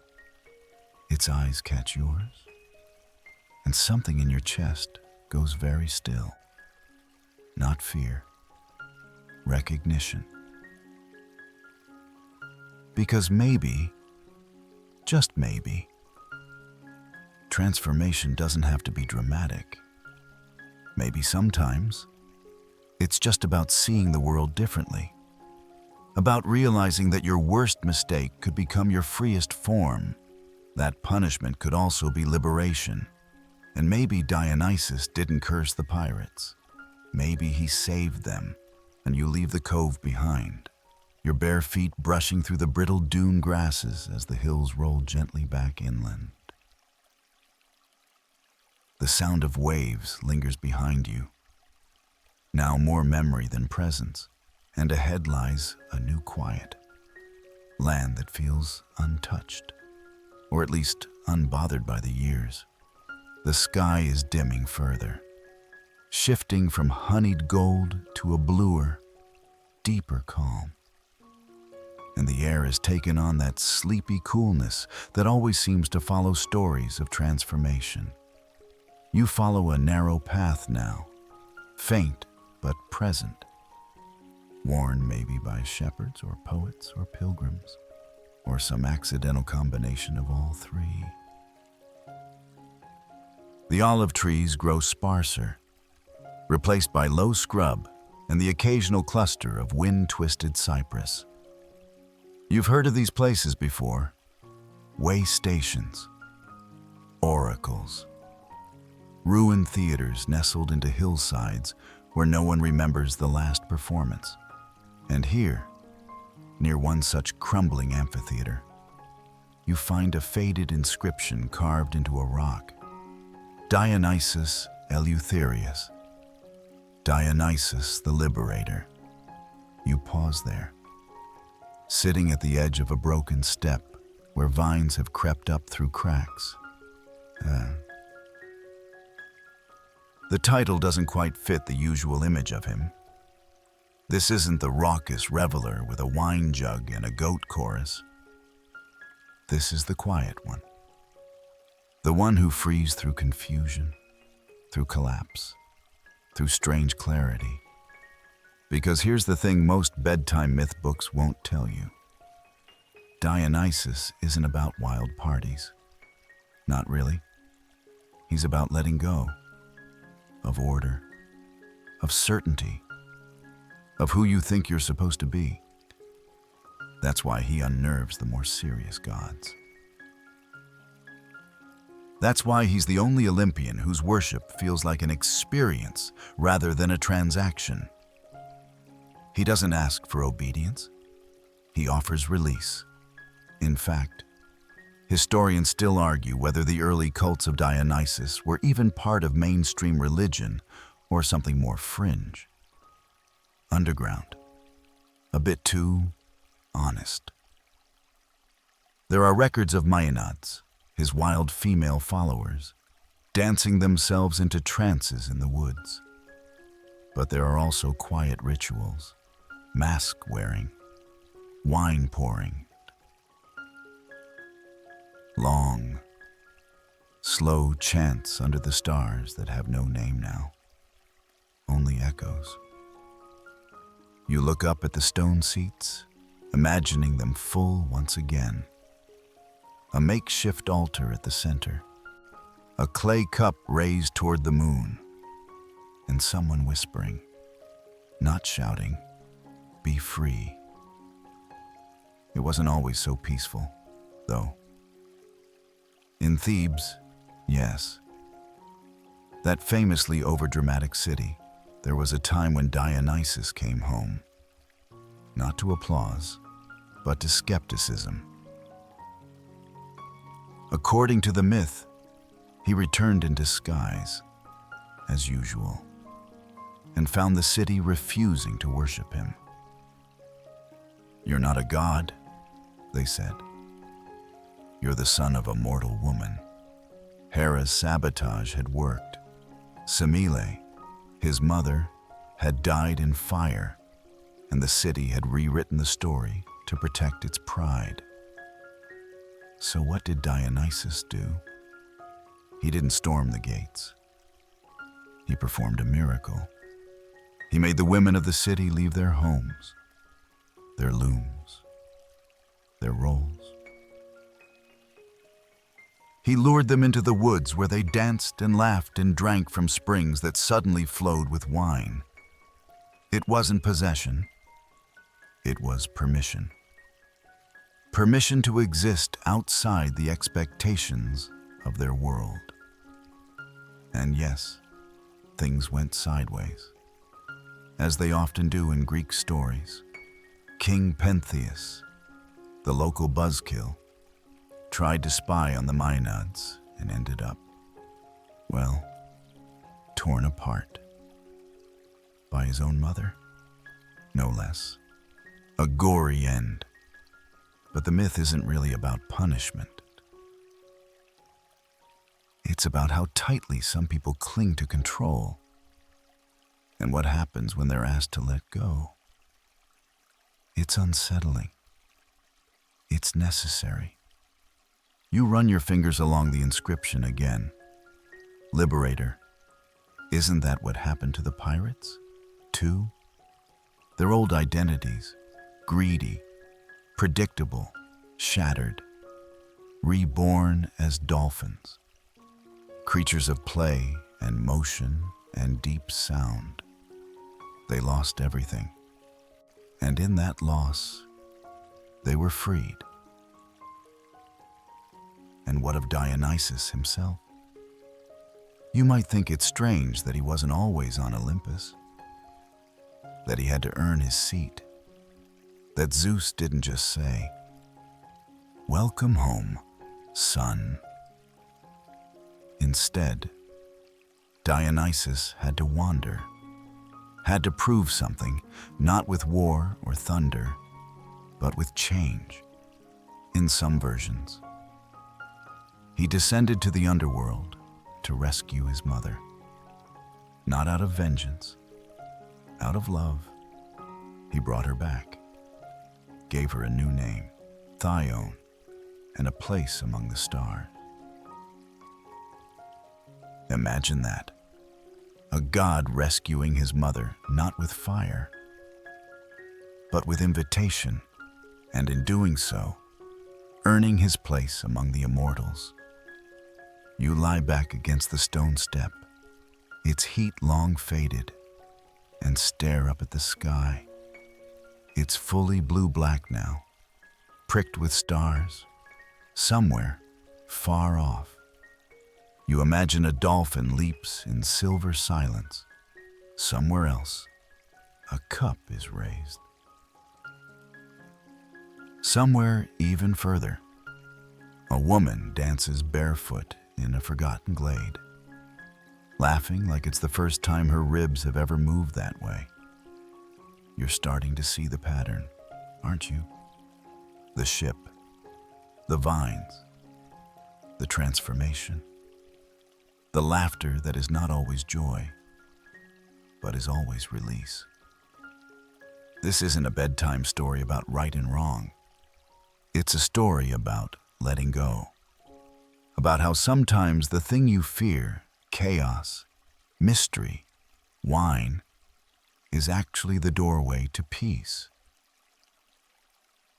You close your eyes and listen, not for answers, but for stillness. The kind Dionysus would approve of. No gods shouting, no heroes flexing, just the whisper of ivy growing on a forgotten stone. You're no longer quite sure where the path ends and the stars begin. Somewhere between memory and myth, you find yourself drifting, not walking now, but floating gently through what feels like a tapestry. The landscape is softened. No more sharp rocks underfoot. No thorny brambles clawing at your robe. Just smooth earth, dappled light, and a hum in the air like a lullaby played on a lyre with loosened strings. The garden you've arrived in doesn't announce itself. It doesn't sparkle or sing. It's simply there, in the way that deep truth often is, waiting for you to notice. This, they say, was the kind of space Dionysus preferred in his quieter moods. Not the ecstatic frenzy of vineyards or the stomp of wild dances, but the muted hush of dusk, when everything is possible and nothing must be explained. A single fig tree leans overhead, not majestic, not mythic, just a fig tree, its leaves gently rattling in the breeze, and its branches heavy with fruit that's just a little too ripe. You take a seat beneath it. It feels like sitting in someone's secret, a place that remembers things even when you forget. Here's something funny. Ancient Greek farmers believed fig trees were gifts from Dionysus. Not in the grand Zeus throws lightning kind of way.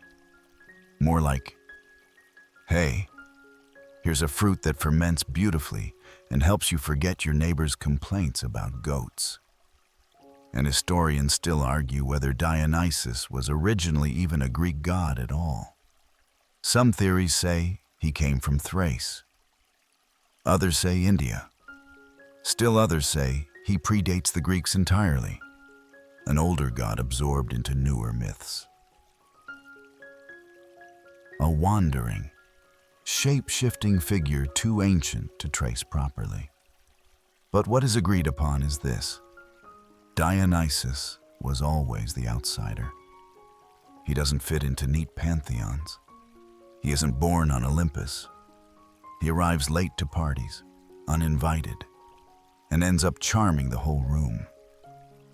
And every time the myths try to pin him down into a title, a temple, a single trait, he slips through like mist through a sieve. Just like the pirates couldn't hold him, just like cities couldn't contain him, just like reason can't always explain him. You pluck a fig and split it open. It's soft and strange and impossibly sweet. You wonder if the pirates, now dolphins, ever miss figs, or if they remember anything at all from their former lives. Maybe just flashes, the sway of the deck, the salt on the wind. The moment everything shifted and their arms became flippers, it's not the worst fate. You stretch your legs and feel the grass sigh under you. In the distance, a flute begins to play. You're not sure where it's coming from. Maybe it's just the wind in the reeds. Maybe it's someone like Keon the poet, sitting by a spring and letting the past become melody. You think about masks. Dionysus is always shown with one, sometimes grinning, sometimes weeping, not because he's hiding, but because he knows that everyone wears masks. That identity is a dance, not a destination. That to live fully is to admit you're not just one person. You're the cautious listener and the daring dreamer, the skeptic and the romantic, the pirate and the dolphin. Even now, under this fig tree, you feel it. The pull between remembering and releasing, between the comfort of what you've known and the freedom of what you might yet become. That's why Dionysus matters. Not because he throws the best parties, but because he offers an escape route, a secret exit hidden behind a fig tree and a sigh. A way to step outside the rules, just for a moment, and remember that joy isn't earned, it's allowed. You finish the fig and let the peel fall gently to the earth. The flute fades. The stars seem closer now, leaning in, listening. And somewhere, whether in myth or memory or just imagination, you hear a laugh, not a booming, godly laugh, a gentle one, like someone watching a plan unfold perfectly, even after centuries. You smile back. You don't need to know everything to rest. You don't need all the answers to be whole. You just need to breathe, to be still, to let the god of contradictions hold the night for a while.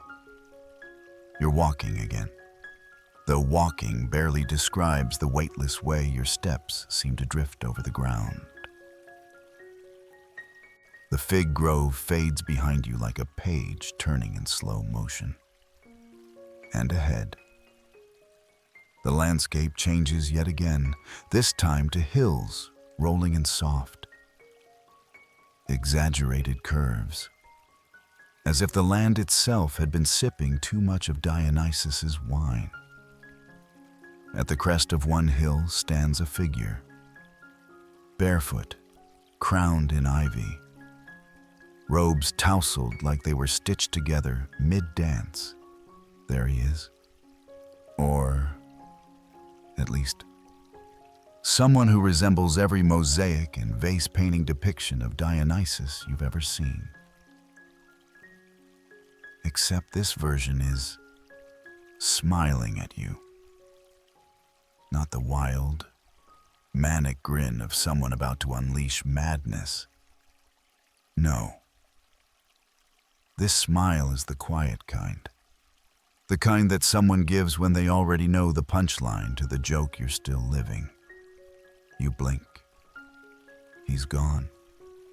Or maybe he was never there. That's the thing with gods who exist in paradox. They're always both present and slipping through your fingers.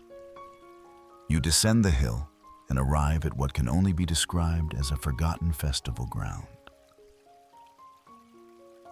Half-collapsed amphorae, twisted wreaths of wilted laurel, and a broken lyre leaning against a cypress trunk. It's not sad, though. More like the aftertaste of laughter.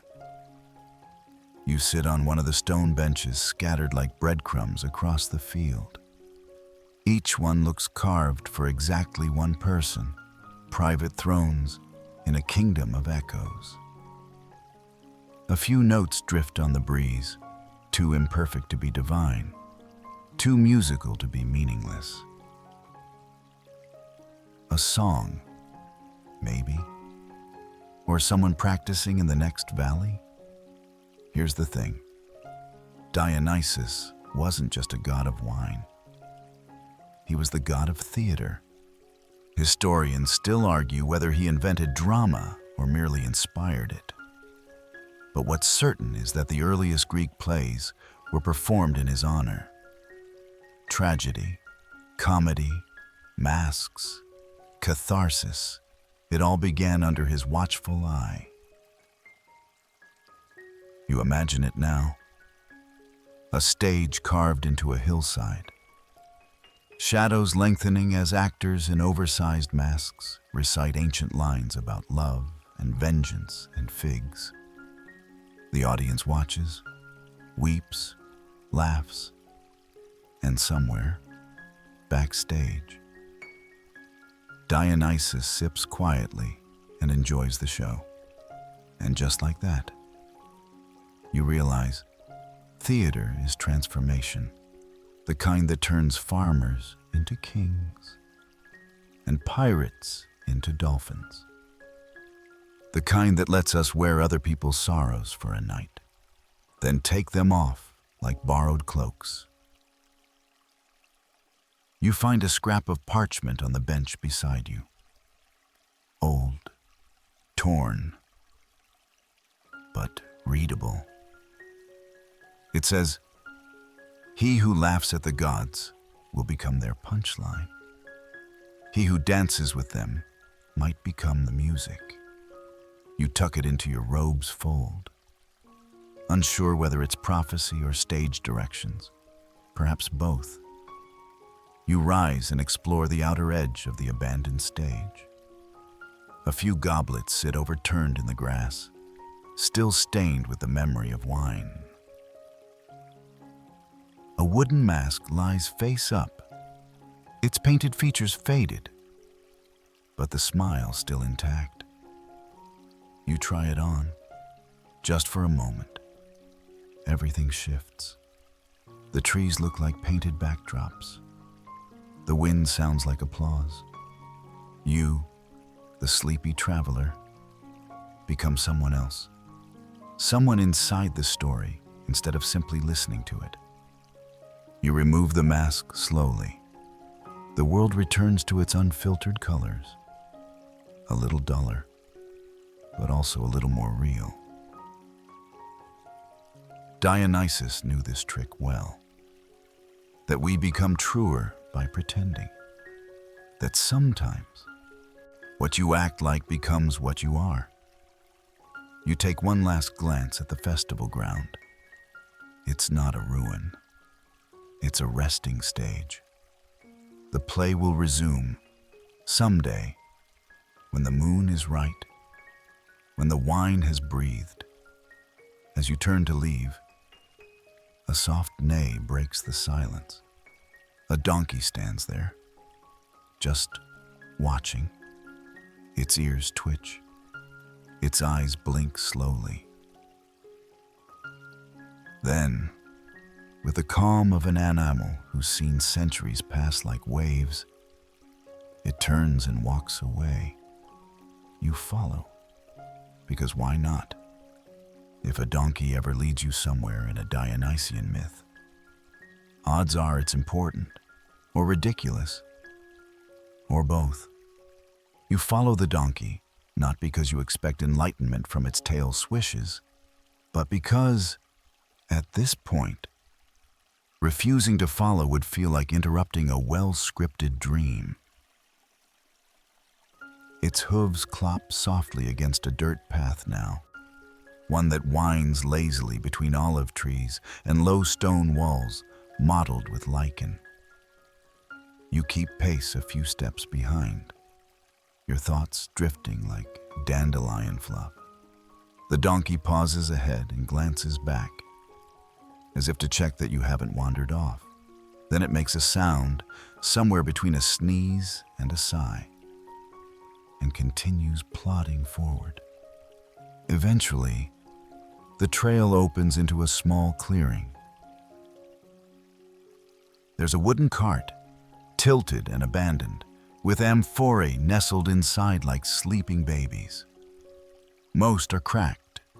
One is upright and still sealed with a wax top, bearing a symbol. A cluster of grapes curling into a spiral. You sit beside it, legs crossed, and let your hand rest on its sun-warmed side. Dionysus's myths are fermented like the wine in this jug. Sweet, unpredictable, and a little dangerous when you go in too fast. One of those stories swirls to the surface now. The time Dionysus was kidnapped by pirates. Yes, pirates. Let that sink in for a second. Historians still argue whether the tale was metaphor, morality play, or wild hallucination. But according to the oldest versions, it went something like this. One day, a group of Tyrrhenian pirates spotted a handsome youth wandering the shore. He looked like a wealthy noble, soft skin, violet eyes, flowing robe. So they did what any enterprising criminals would do. They kidnapped him, tied him up, and planned to sell him into slavery. Spoiler alert, the youth was Dionysus in disguise. You lean back, amused. It's always the same. Humans, so sure they've caught something harmless. Gods, so sure they're about to teach a lesson. And somewhere in the middle, chaos, poetic justice, and dolphins. The pirates dragged Dionysus aboard and set sail. But things began going strange almost immediately. First, the ropes binding him simply slipped off. Then, sweet wine began leaking from the wood of the ship itself, trickling from the mast like tree sap in a vineyard. The sails filled with the scent of ivy. Vines coiled up the rigging. A lyre's music drifted from nowhere. Suddenly, the ocean didn't look quite so flat and blue. It shimmered with gold, its waves dancing to some internal rhythm. And then Dionysus transformed. Not into a lightning-hurling war god or a 10-eyed terror, but into a lion. A full-grown, roaring lion that glared at the pirates like they were appetizers. Some tried to fight. Some tried to prey. Most jumped overboard. And here's the twist. Dionysus didn't kill them. Not really. He turned them into dolphins. Sleek, gray shapes diving and leaping joyfully into the sea. You picture it now. The absurd majesty of the moment. Terrified men morphing mid-air. Flippers replacing fingers. Fear replaced with fishy grace. The lion watches from the deck, tail flicking once. Then, poof, back to youthful god mode. It's said that dolphins today are descended from those pirates, that they still circle ships out of instinct, trying to protect sailors as if remembering some fragment of their former lives. You glance up at the amphora beside you. What was in there? You wonder? Wine. Of course. But maybe more than wine. Maybe memory. Maybe punishment. Maybe the exact moment when mercy feels most like mockery. The donkey has wandered to a nearby fig tree and is munching contentedly. You envy its simplicity. Meanwhile, the story swirls around you like Dionysian vapor, less a tale than a sensory fog of grapes and salt air. Fear and forgiveness, transformation and warning. You sit in the clearing for a while longer, watching ants crawl along the cracked amphorae, and try to imagine what it's like to become something entirely new. Suddenly, irrevocably, and with no return ticket to your previous self. That's the power of Dionysus. Not destruction, not even intoxication, but metamorphosis. And just when you think the moment can't stretch any quieter, a distant splash echoes faintly from somewhere beyond the trees.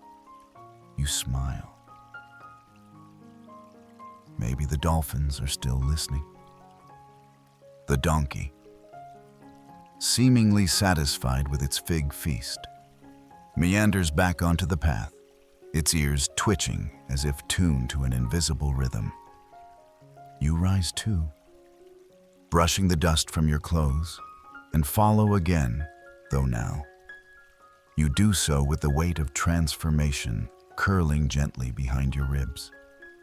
The trail narrows and descends.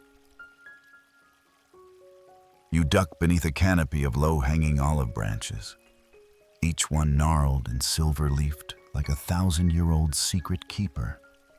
The scent of crushed herbs clings to the breeze. Rosemary, thyme, and something darker you can't name. Ahead lies an opening in the hillside, just wide enough for a god with mischief in his smile to pass through unnoticed. You step inside. It's cool, damp. The air tastes of mineral and myth. The donkey remains outside, perhaps wise enough to know this cave belongs not to beasts of burden, but to stories still fermenting in the shadows. This place is older than any script. You think, a womb of stone where tales like Dionysus's begin, steeped in the weird alchemy of belief and boredom. You settle against the wall, letting your fingertips trace lines where water once trickled. And as the dim light flickers, the myth unspools again. It wasn't just pirates who underestimated Dionysus.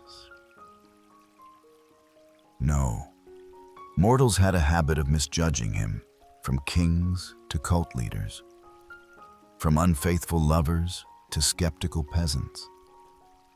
Take Pentheus, for example. Historians still debate the origin and message of this myth, but it's one of the more theatrical ones. Dionysus returning to Thebes, the city of his birth, disguised once again, this time as a long-haired, charismatic stranger with a taste for riddles and performance. He came to spread his rites, rituals of ecstatic dancing, wine-fueled revelry, and a kind of divine madness that was meant to loosen the human grip on rational thought. Pentheus, the uptight young king of Thebes, was not amused. He banned the rituals, declared Dionysus a fraud, ordered his arrest, and Dionysus, he let himself be caught. Because that's what gods do when they're about to teach you a lesson.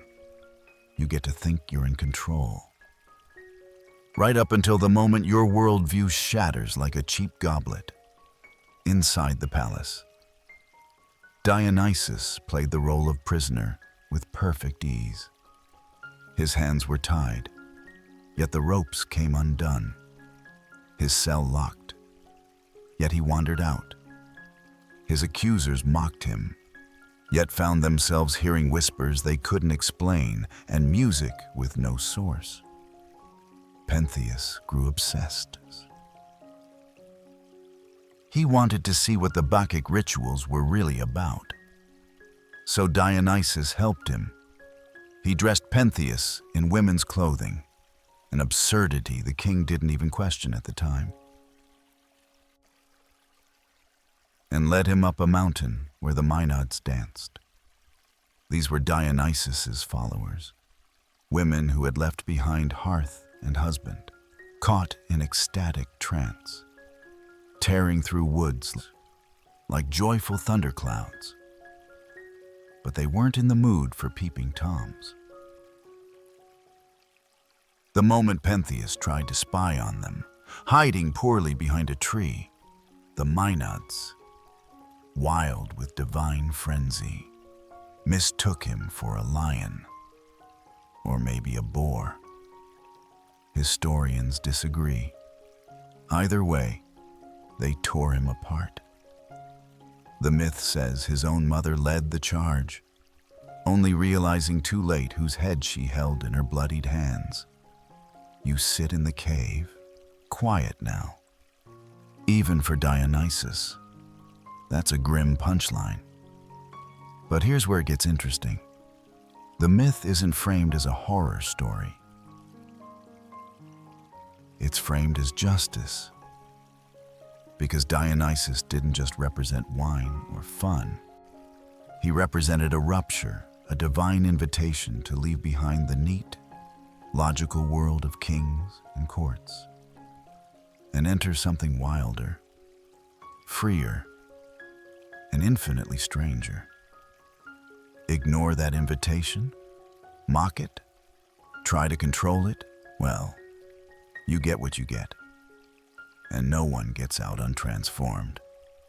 Your fingers find a chunk of obsidian embedded in the cave wall, glossy and sharp, a volcanic mirror. You see your reflection, a bit distorted, a bit wild. You look like someone who just learned not to underestimate the boy in the robe with the wine cup. And you think again of the pirate dolphins, of Pentheus's ripped veil, of how sometimes stories echo not because they're true, but because they feel true. The cave grows darker, or maybe your eyes are simply adjusting. You close them, letting the mineral-rich air wrap around your head like a shroud. The earth here is thick with old lessons, fermented and bottled in myth, some sweet, some sharp, all intoxicating. Outside, the donkey brays once. You smile. Even the gods need a ride back from the underworld now and then. You emerge from the cave slower than you entered, blinking against the moonlight. The donkey, clearly finished with its philosophical fig stew, waits like a mildly annoyed chaperone. You give it a nod of thanks, because in stories like these, even the donkeys are smarter than they look. and begin walking again. The night is quieter now. Even the crickets seem to have dialed down their tempo, as if acknowledging that what you've just absorbed is enough myth for one stretch of path. But the tale isn't over yet. Dionysus, being who he is, never allows things to wrap up that neatly. You step back onto the garden road, where vines creep along low stone walls and cypress trees cast long, sleepy shadows. A breeze stirs the grape leaves overhead, and it smells faintly of ferment, like a festival has recently concluded and the barrels are just beginning to burp. This is when you remember the time Dionysus went to India. Yes, that India. Historians still argue whether this mythic expedition was a real military campaign, a poetic metaphor, or the result of one too many amphorae of wine in a philosopher's lounge. But the story says Dionysus led an army, an actual army, across deserts and mountains, not to conquer in the usual fashion, but to bring joy or chaos. It depends on the translation. His soldiers weren't your typical hoplite crew either.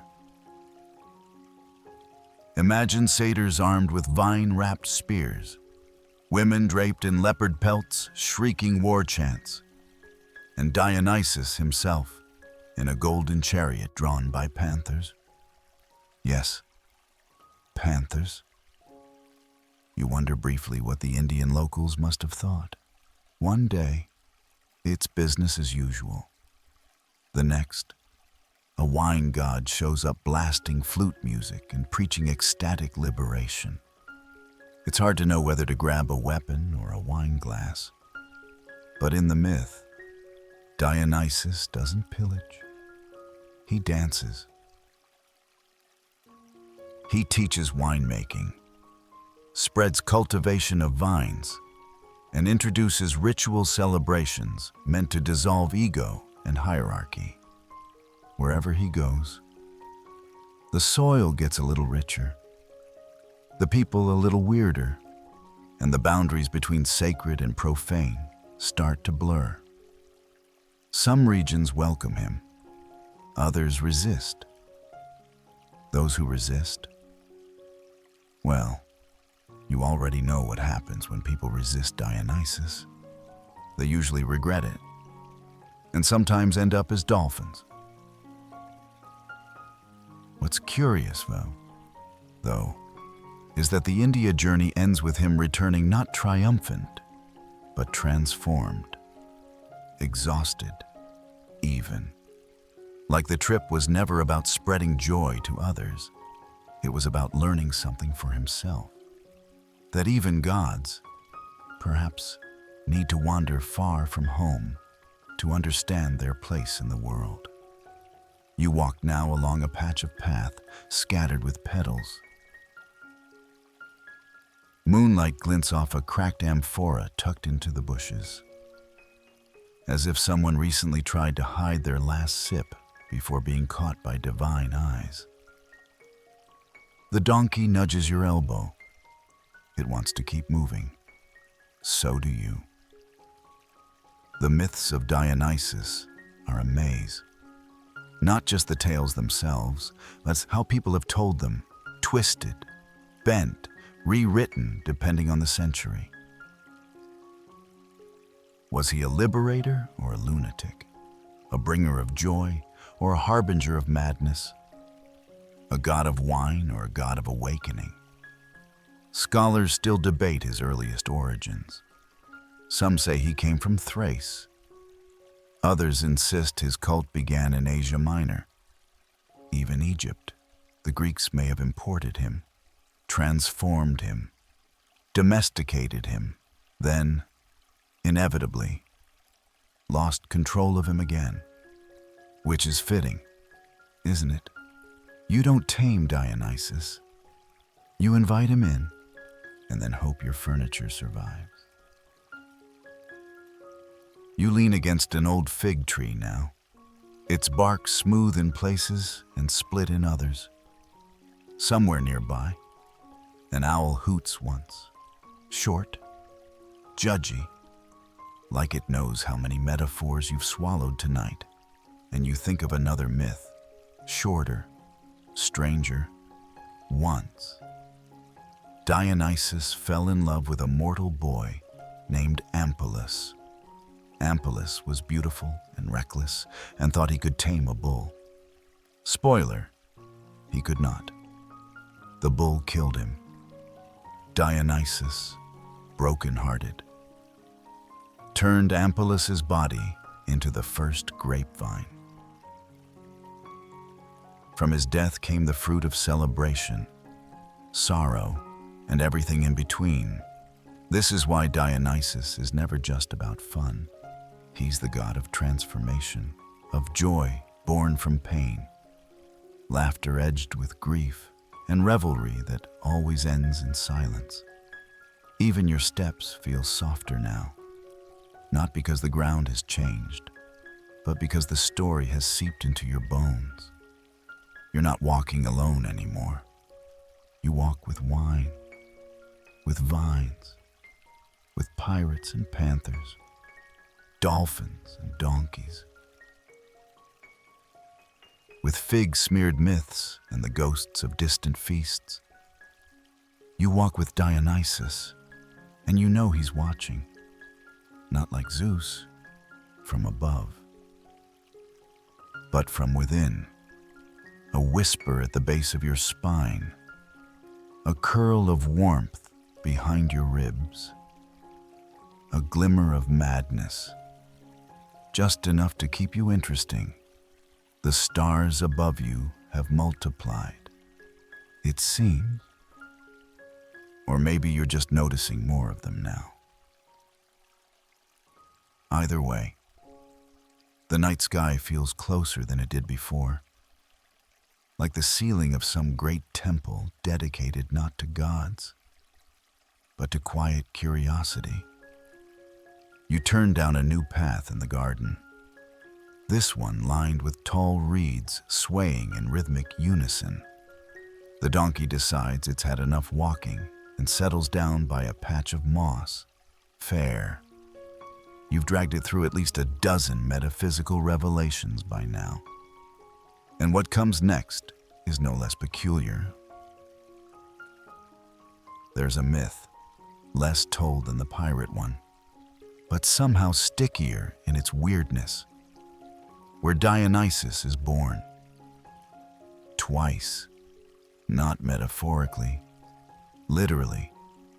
You see, his mother, Semele, was mortal, a princess of Thebes.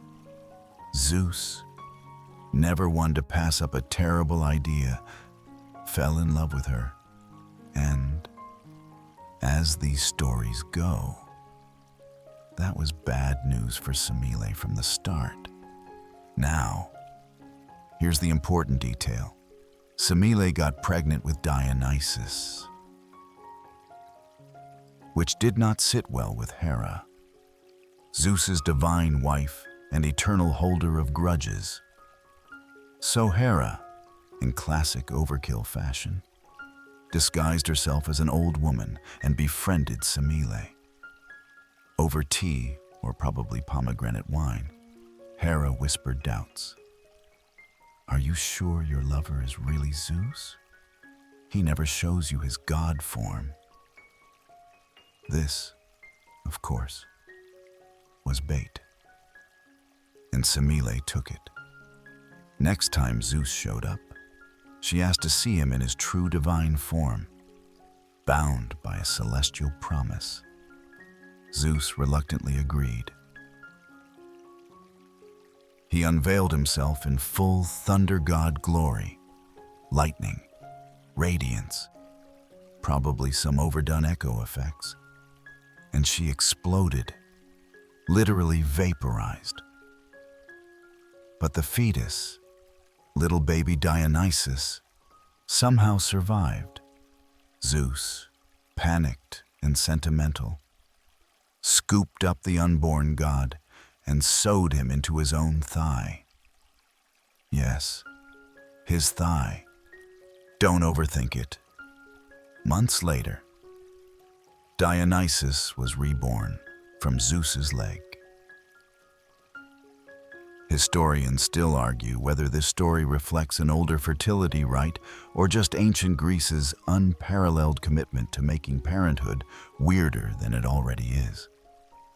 But this dual birth becomes crucial to understanding Dionysus. He's a liminal figure, born once of woman, once of God, raised partly on earth, partly in myth. He belongs to two worlds and fully to neither. You're now in a grove of myrtle trees, the scent thick and comforting. A small amphora leans against a stone bench, as if abandoned mid-toast. You imagine someone whispering a prayer to the god who was twice born, hoping for a second chance of their own. And while you sit, let's talk a little about the Maenads. They were his followers, mostly women, who worshipped him through dance, frenzy, and ritual intoxication. Imagine forest raves under moonlight, where the boundaries between self and universe dissolved in wine and rhythm. The Maenads wore ivy wreaths, carried thyrsus staffs, and according to some tales, could tear wild animals limb from limb when possessed by divine ecstasy. Now, is that literal or metaphorical? Historians still argue. Some believe it was symbolic, an expression of breaking social constraints and unleashing primal energy. Others think the Greeks, ever theatrical, meant it quite literally. Either way, the Maenads weren't just party girls. They were liberators. From shame, from structures, and from everything that made polite society so stifling. You glance up at a moth spiraling lazily around a lantern flame and think about how many people in history have longed for that kind of freedom. Unburdened by roles, expectations, even gravity. Dionysus offered that, for a night, for a lifetime. And yet, there's a darker edge. For all the joy and liberation, there's always the possibility of going too far. That's the hidden cost of Dionysian freedom. You can lose yourself. Forget who you were before the music began. You lie back on the bench, cool stone against your spine, and listen, not to words, but to the hum beneath the silence.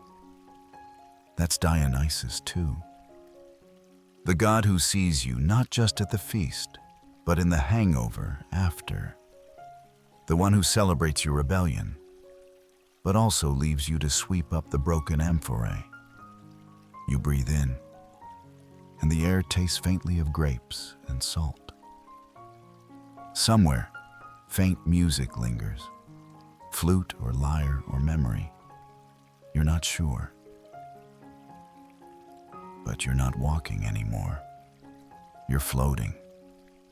Through myth, through history, through Dionysus's many faces, joyful and grieving, wild and wise, mortal and God, and like him.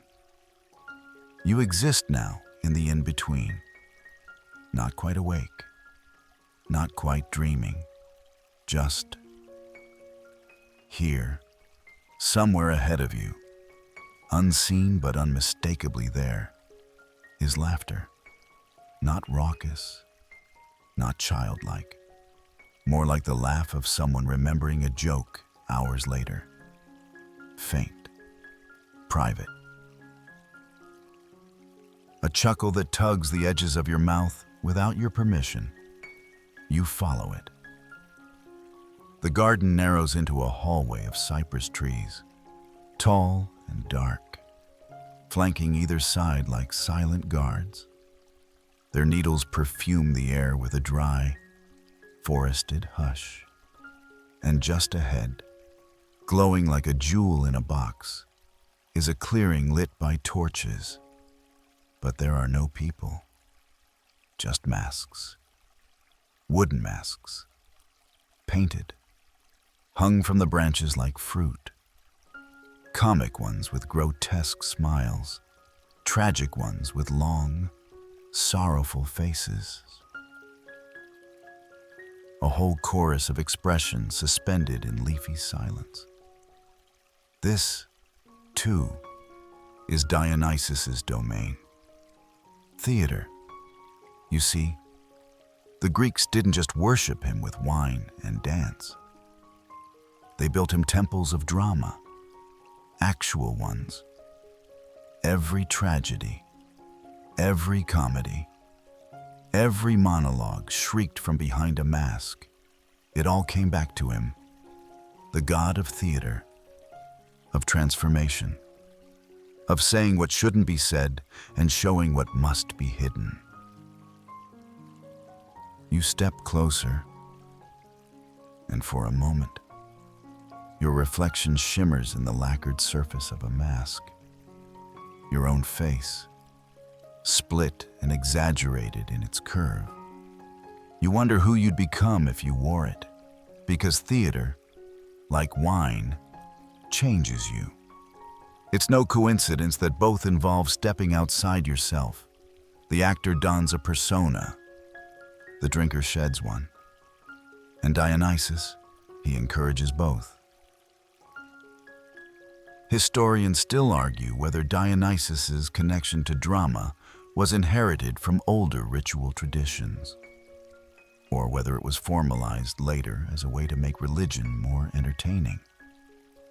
But either way, it stuck. In Athens, the festival of Dionysia was a cultural juggernaut.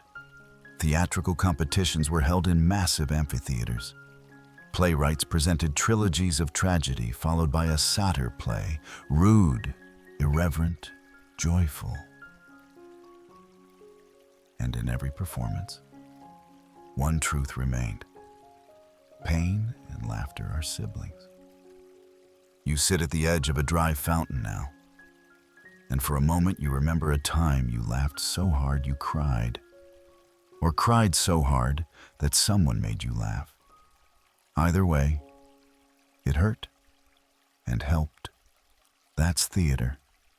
That's Dionysus, the god who reminds you that pretending is sometimes the only way to say what's real. The wind shifts, and the masks begin to spin lazily on their branches. They don't creak or clatter. They whisper. You walk among them like a ghost through an old play, catching hints of forgotten lines. I'm fine.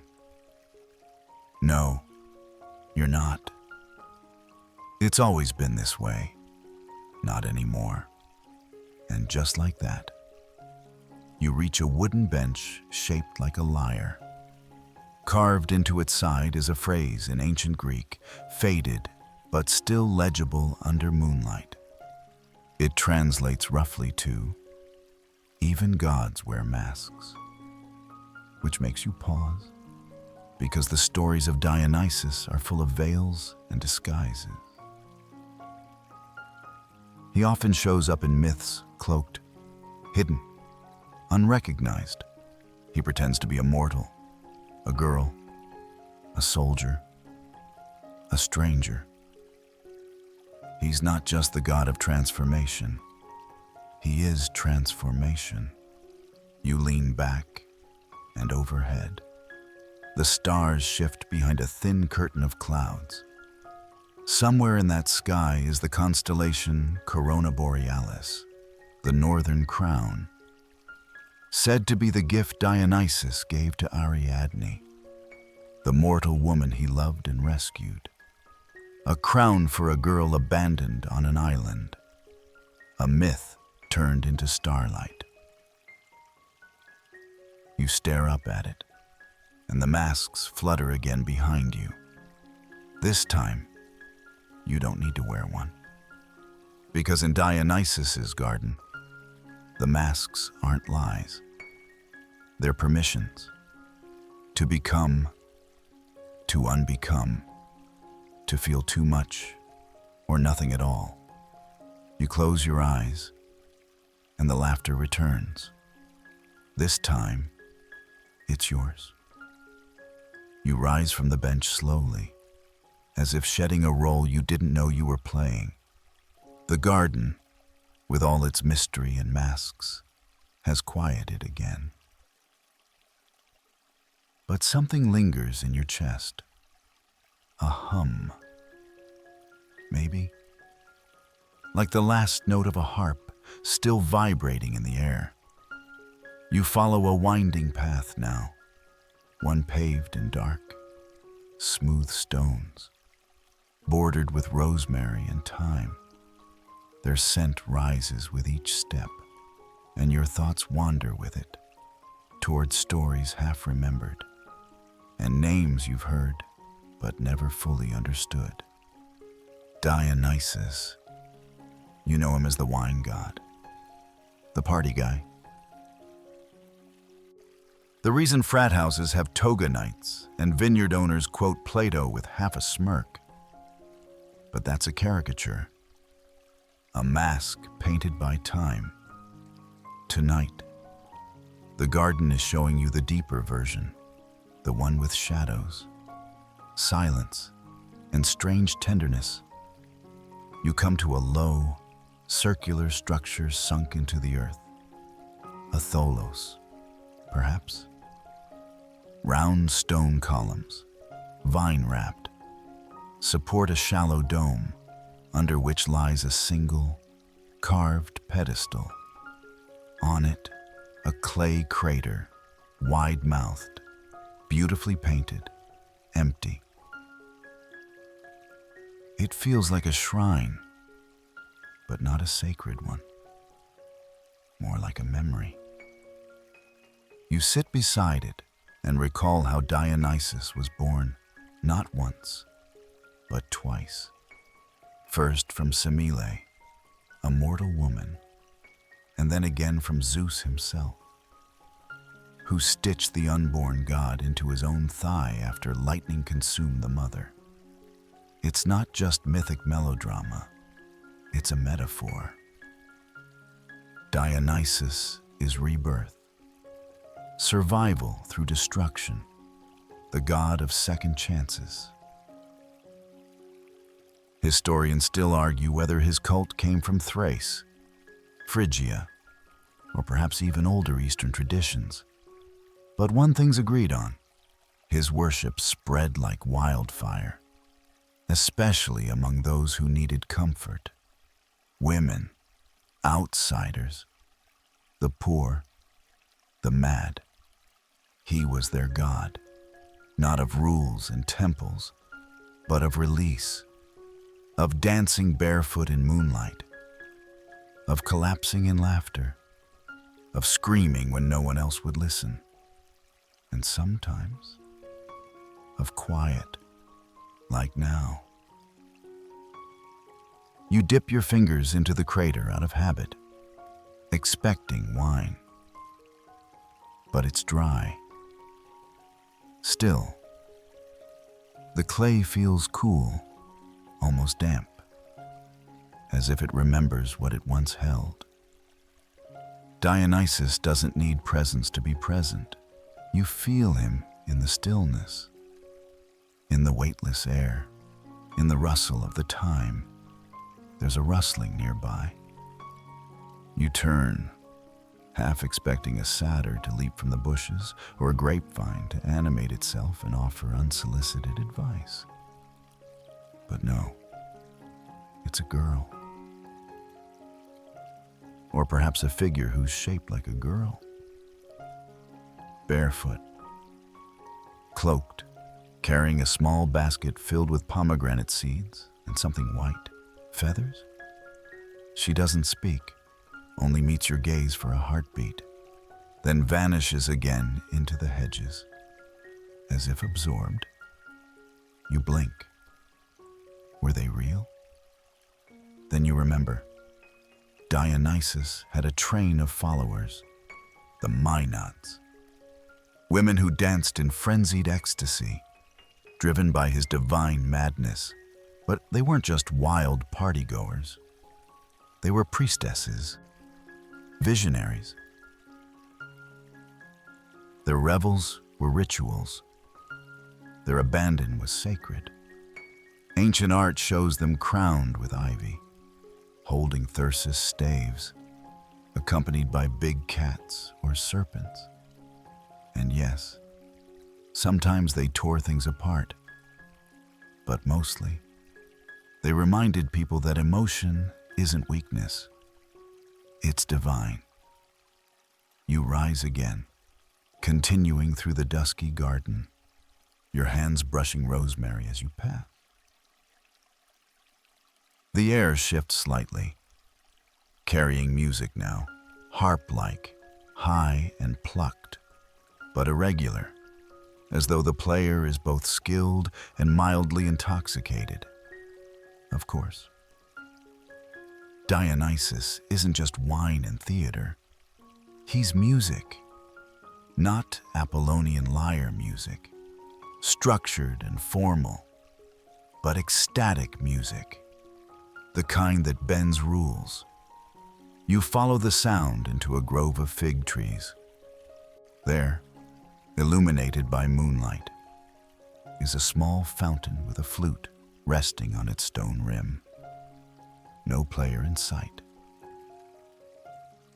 Just the lingering echo of notes that don't quite make sense, but feel right.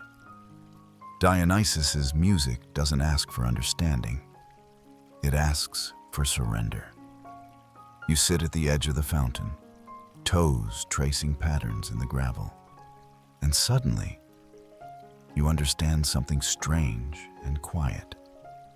This god, this odd, boundary-breaking deity, isn't about excess. He's about release.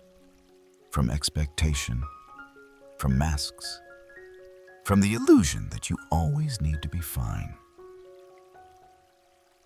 And the people who followed him, who drank his wine, wore his ivy, danced until they collapsed.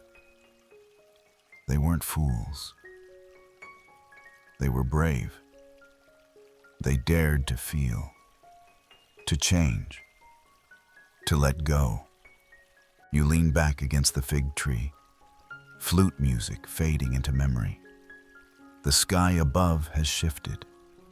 Stars wheel slowly. A breeze presses against your cheek like a cool, open hand.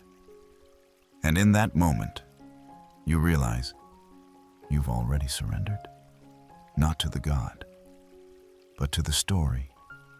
And that, too, is divine. The ground beneath you feels softer now, as if the earth itself is exhaling. You ease up from the fig tree and begin walking again, this time along a narrow path lined with night-blooming jasmine. The scent is sweet, almost too sweet, like wine that's lingered in a goblet a bit too long. And of course, that seems fitting, because just up ahead, lit by the faint flicker of oil lamps, is a long stone bench. And on it, scratched into the surface with something sharp and impatient, are names.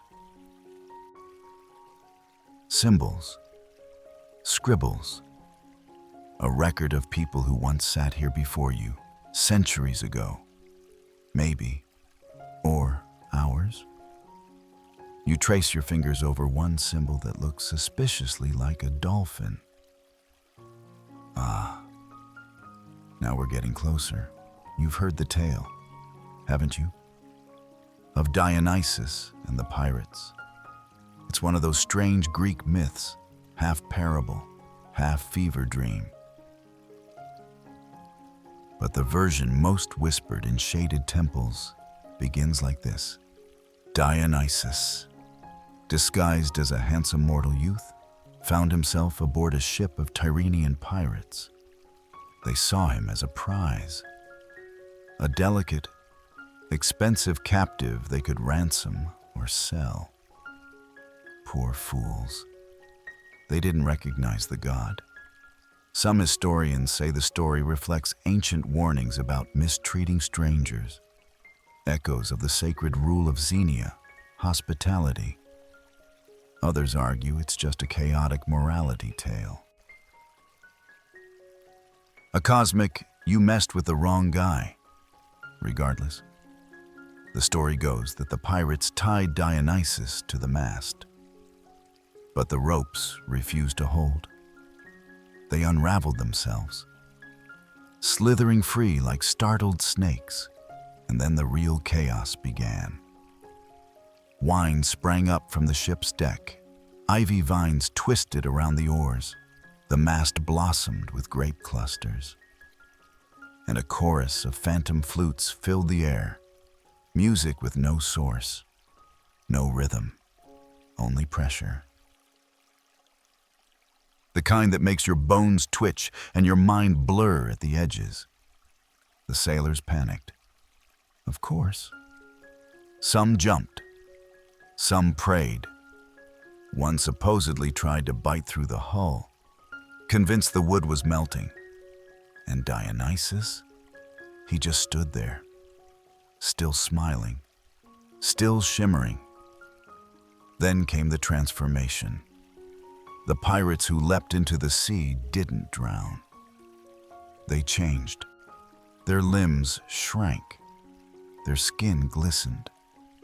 Their shouts turned to high-pitched whistles. They became dolphins.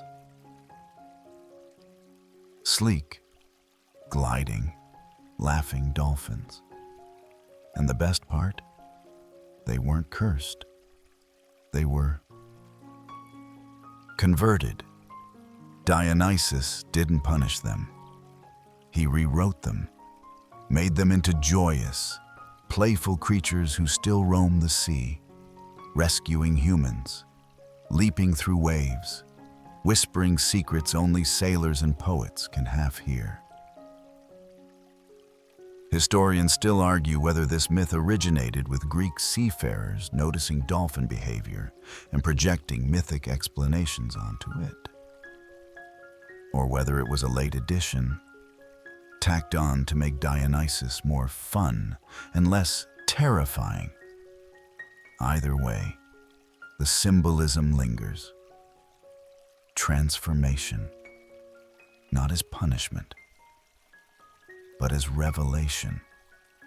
You imagine that moment now, the chaos, the sea spray, the glint of divine eyes.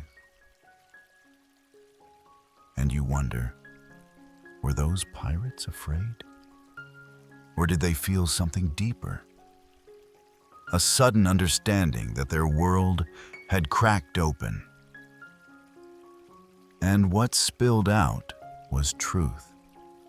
You pass another fountain now, smaller, quieter, with dolphins carved into its basin, stone echoes of that strange myth. You crouch to look at them. Their smiles are wide, a little silly, a little knowing, like they're in on a joke that you'll never quite get. And maybe that's the point. Because Dionysus doesn't explain himself. He just is. He doesn't ask for belief. He reveals. You rise again and keep walking. The garden narrowing into a corridor of cypress trees, tall and dark, like silent guards. The path curves and widens, then opens onto a shallow terrace overlooking a painted wall. The mural is faded, but you can still make it out. A sea of waves. Dolphins arcing through the foam. A golden figure at the ship's helm. Arms raised, not in threat, but in welcome. It's Dionysus, smiling, like he always is.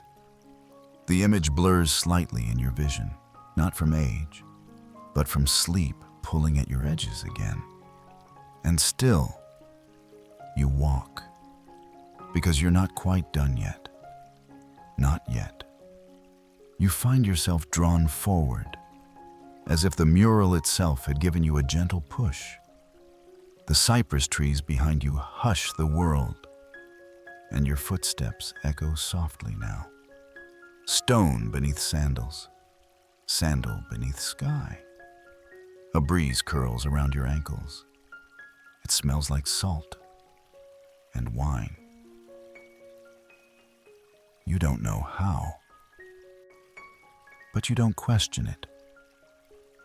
The path leads you down a shallow stairway, and at its base sits a low amphora, tipped on its side. From its mouth drips a trickle of dark red liquid. The stain on the marble glows slightly under the moonlight. You could pretend it's wine. You could pretend it's blood. But most likely, it's neither. It's just a story leaking from the past. You sit down on the last step and listen again to the garden, the crickets, the thrum of distant myth. And you think about Dionysus. Not the god of parties and drunken revels. That's too easy. No, tonight, you're meeting the quieter side. The god of letting go, of breaking form, of stepping sideways through reality into something stranger, softer, and maybe a bit more true. In some ancient texts, Dionysus is described not just as god of wine and madness, but of theater, of masks. The Greeks knew that what you wear on the outside doesn't always match what's within. Dionysus reminds you that's okay. You can shed the mask, or put on a new one, or turn into a dolphin. You laugh, quietly. The sound surprises even you. You glance to your right. There, along the balustrade, sits a stone statue. It's worn from time and weather, but the shape is unmistakable. A man with a raised goblet, ivy curling around his wrist. And beside him, a dolphin. They're both smiling, not in a way that feels triumphant, more like amused. Like they're both remembering something absurd and holy that no one else quite understands. You touch the base of the statue. It's warm. That shouldn't be possible. And yet, you lie down again. Because this garden, this myth, this moment, invites rest more than action. The ground cradles your shoulders. Overhead, the stars wheel slowly, as if turning just for you. You breathe in deep, the jasmine, the cool marble, the faint, dizzy memory of a flute heard once in a dream. Some scholars believe Dionysus was not originally a Greek god at all, but imported from the East, a foreigner, a reminder that joy and its shadow, madness, comes from elsewhere, from beyond the borders of what's understood. Others argue he was always Greek, just, inconvenient, too wild for the temples, too honest for the politics, too soft-edged and dangerous to control. He slipped sideways into the pantheon like he slips into every party, late, barefoot, and already 3 drinks ahead of everyone else. And yet, somehow, you trust him. Because while other gods judge, Dionysus joins. He sits beside you, raises a glass, listens to your story, then tells you a better one. You stretch out your legs. The step beneath you is perfectly smooth, like water frozen mid-thought.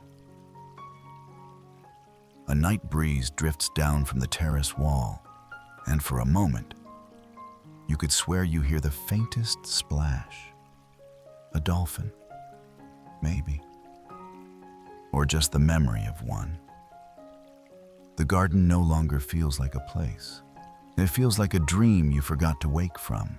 And in that dream, myths walk barefoot, and they hum lullabies in forgotten dialects, and they turn pirates into sea creatures, not as punishment, but as poetry, as laughter, as mercy. You curl your fingers under your head and let your eyes close halfway. The mural, the statue, the amphora, all still here, all still watching. Dionysus doesn't need temples. He just needs your attention. And tonight, you gave it freely, which is more than enough. You drift now, just a little.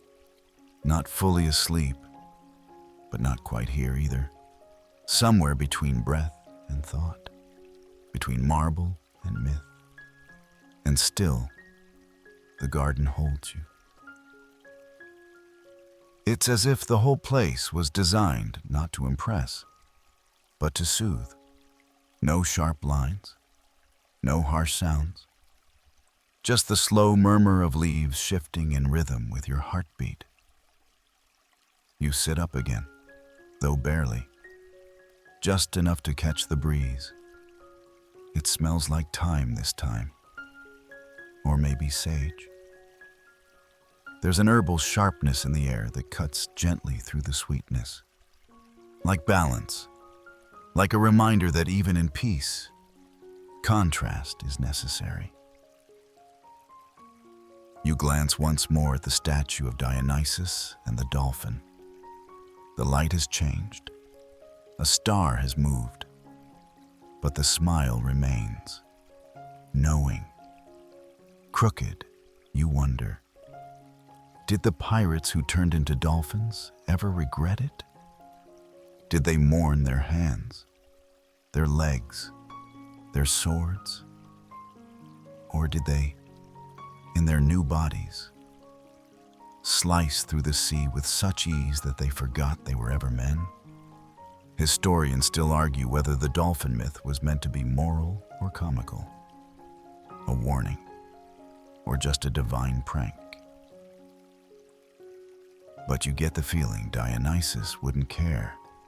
He'd just laugh, offer you wine, tell you to relax. You lean back, your shoulder against a worn column. It hums slightly, as if echoing the past, as if somewhere inside its core, the vibrations of 1,000 footsteps still linger. Priests, lovers, poets, pirates. You close your eyes again, and it's then that you notice it. The quiet is different, deeper, as though even the air has decided to rest. The stone beneath you, still warm from the day, now cools your skin like a whispered benediction. You press your palm flat against it and feel nothing. No pulse, no sound, just the complete and total embrace of stillness. You smile, because now you understand. The myth wasn't about punishment. It wasn't about divine wrath. It was about transformation, about letting go of the fight, the control, the names. You're not a pirate. You're not even a narrator. You're a listener now, a dreamer, a guest in someone else's long-forgotten garden. You rise only in your mind and walk once more toward the central fountain. Its pool reflects not just stars, but a face you don't quite recognize. Yours, but different, softer, freer. You lean in. The image ripples, not from wind, from laughter, somewhere nearby. Dionysus giggles, and you find yourself joining him, not with sound, but with breath. A laugh that's all exhale, all release, all okay, because it is okay. You're okay. And the night, with all its myths and marble, is exactly as it should be. You sit once more, feet bare, heart light, and the stars blink lazily overhead. Uncaring, but beautiful. You whisper a thank you to the god, to the dolphin, to the pirates who let go, to yourself, for staying with the story, for resting, for listening. And now, the garden fades. Not all at once, but gently, like fog lifting from a cool field in morning. The marble under your fingertips loses its edge, becoming soft as thought. The stars begin to dim, not because they vanish, but because your eyes close heavier now. The scent of jasmine becomes just memory. The breeze, a slow exhale from the universe itself. There is nothing left to see, nothing left to hold, just warmth, quiet. A feeling that you have been somewhere ancient and peaceful. The myths linger behind your eyelids, vine-draped columns, dolphin tails glinting in the sun, a god with tousled hair sipping wine under a fig tree. You hold none of it tightly.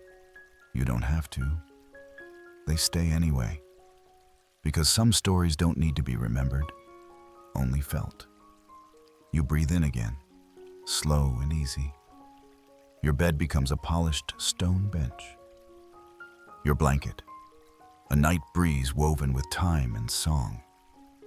And the world slows to match your pulse. Somewhere, a god smiles.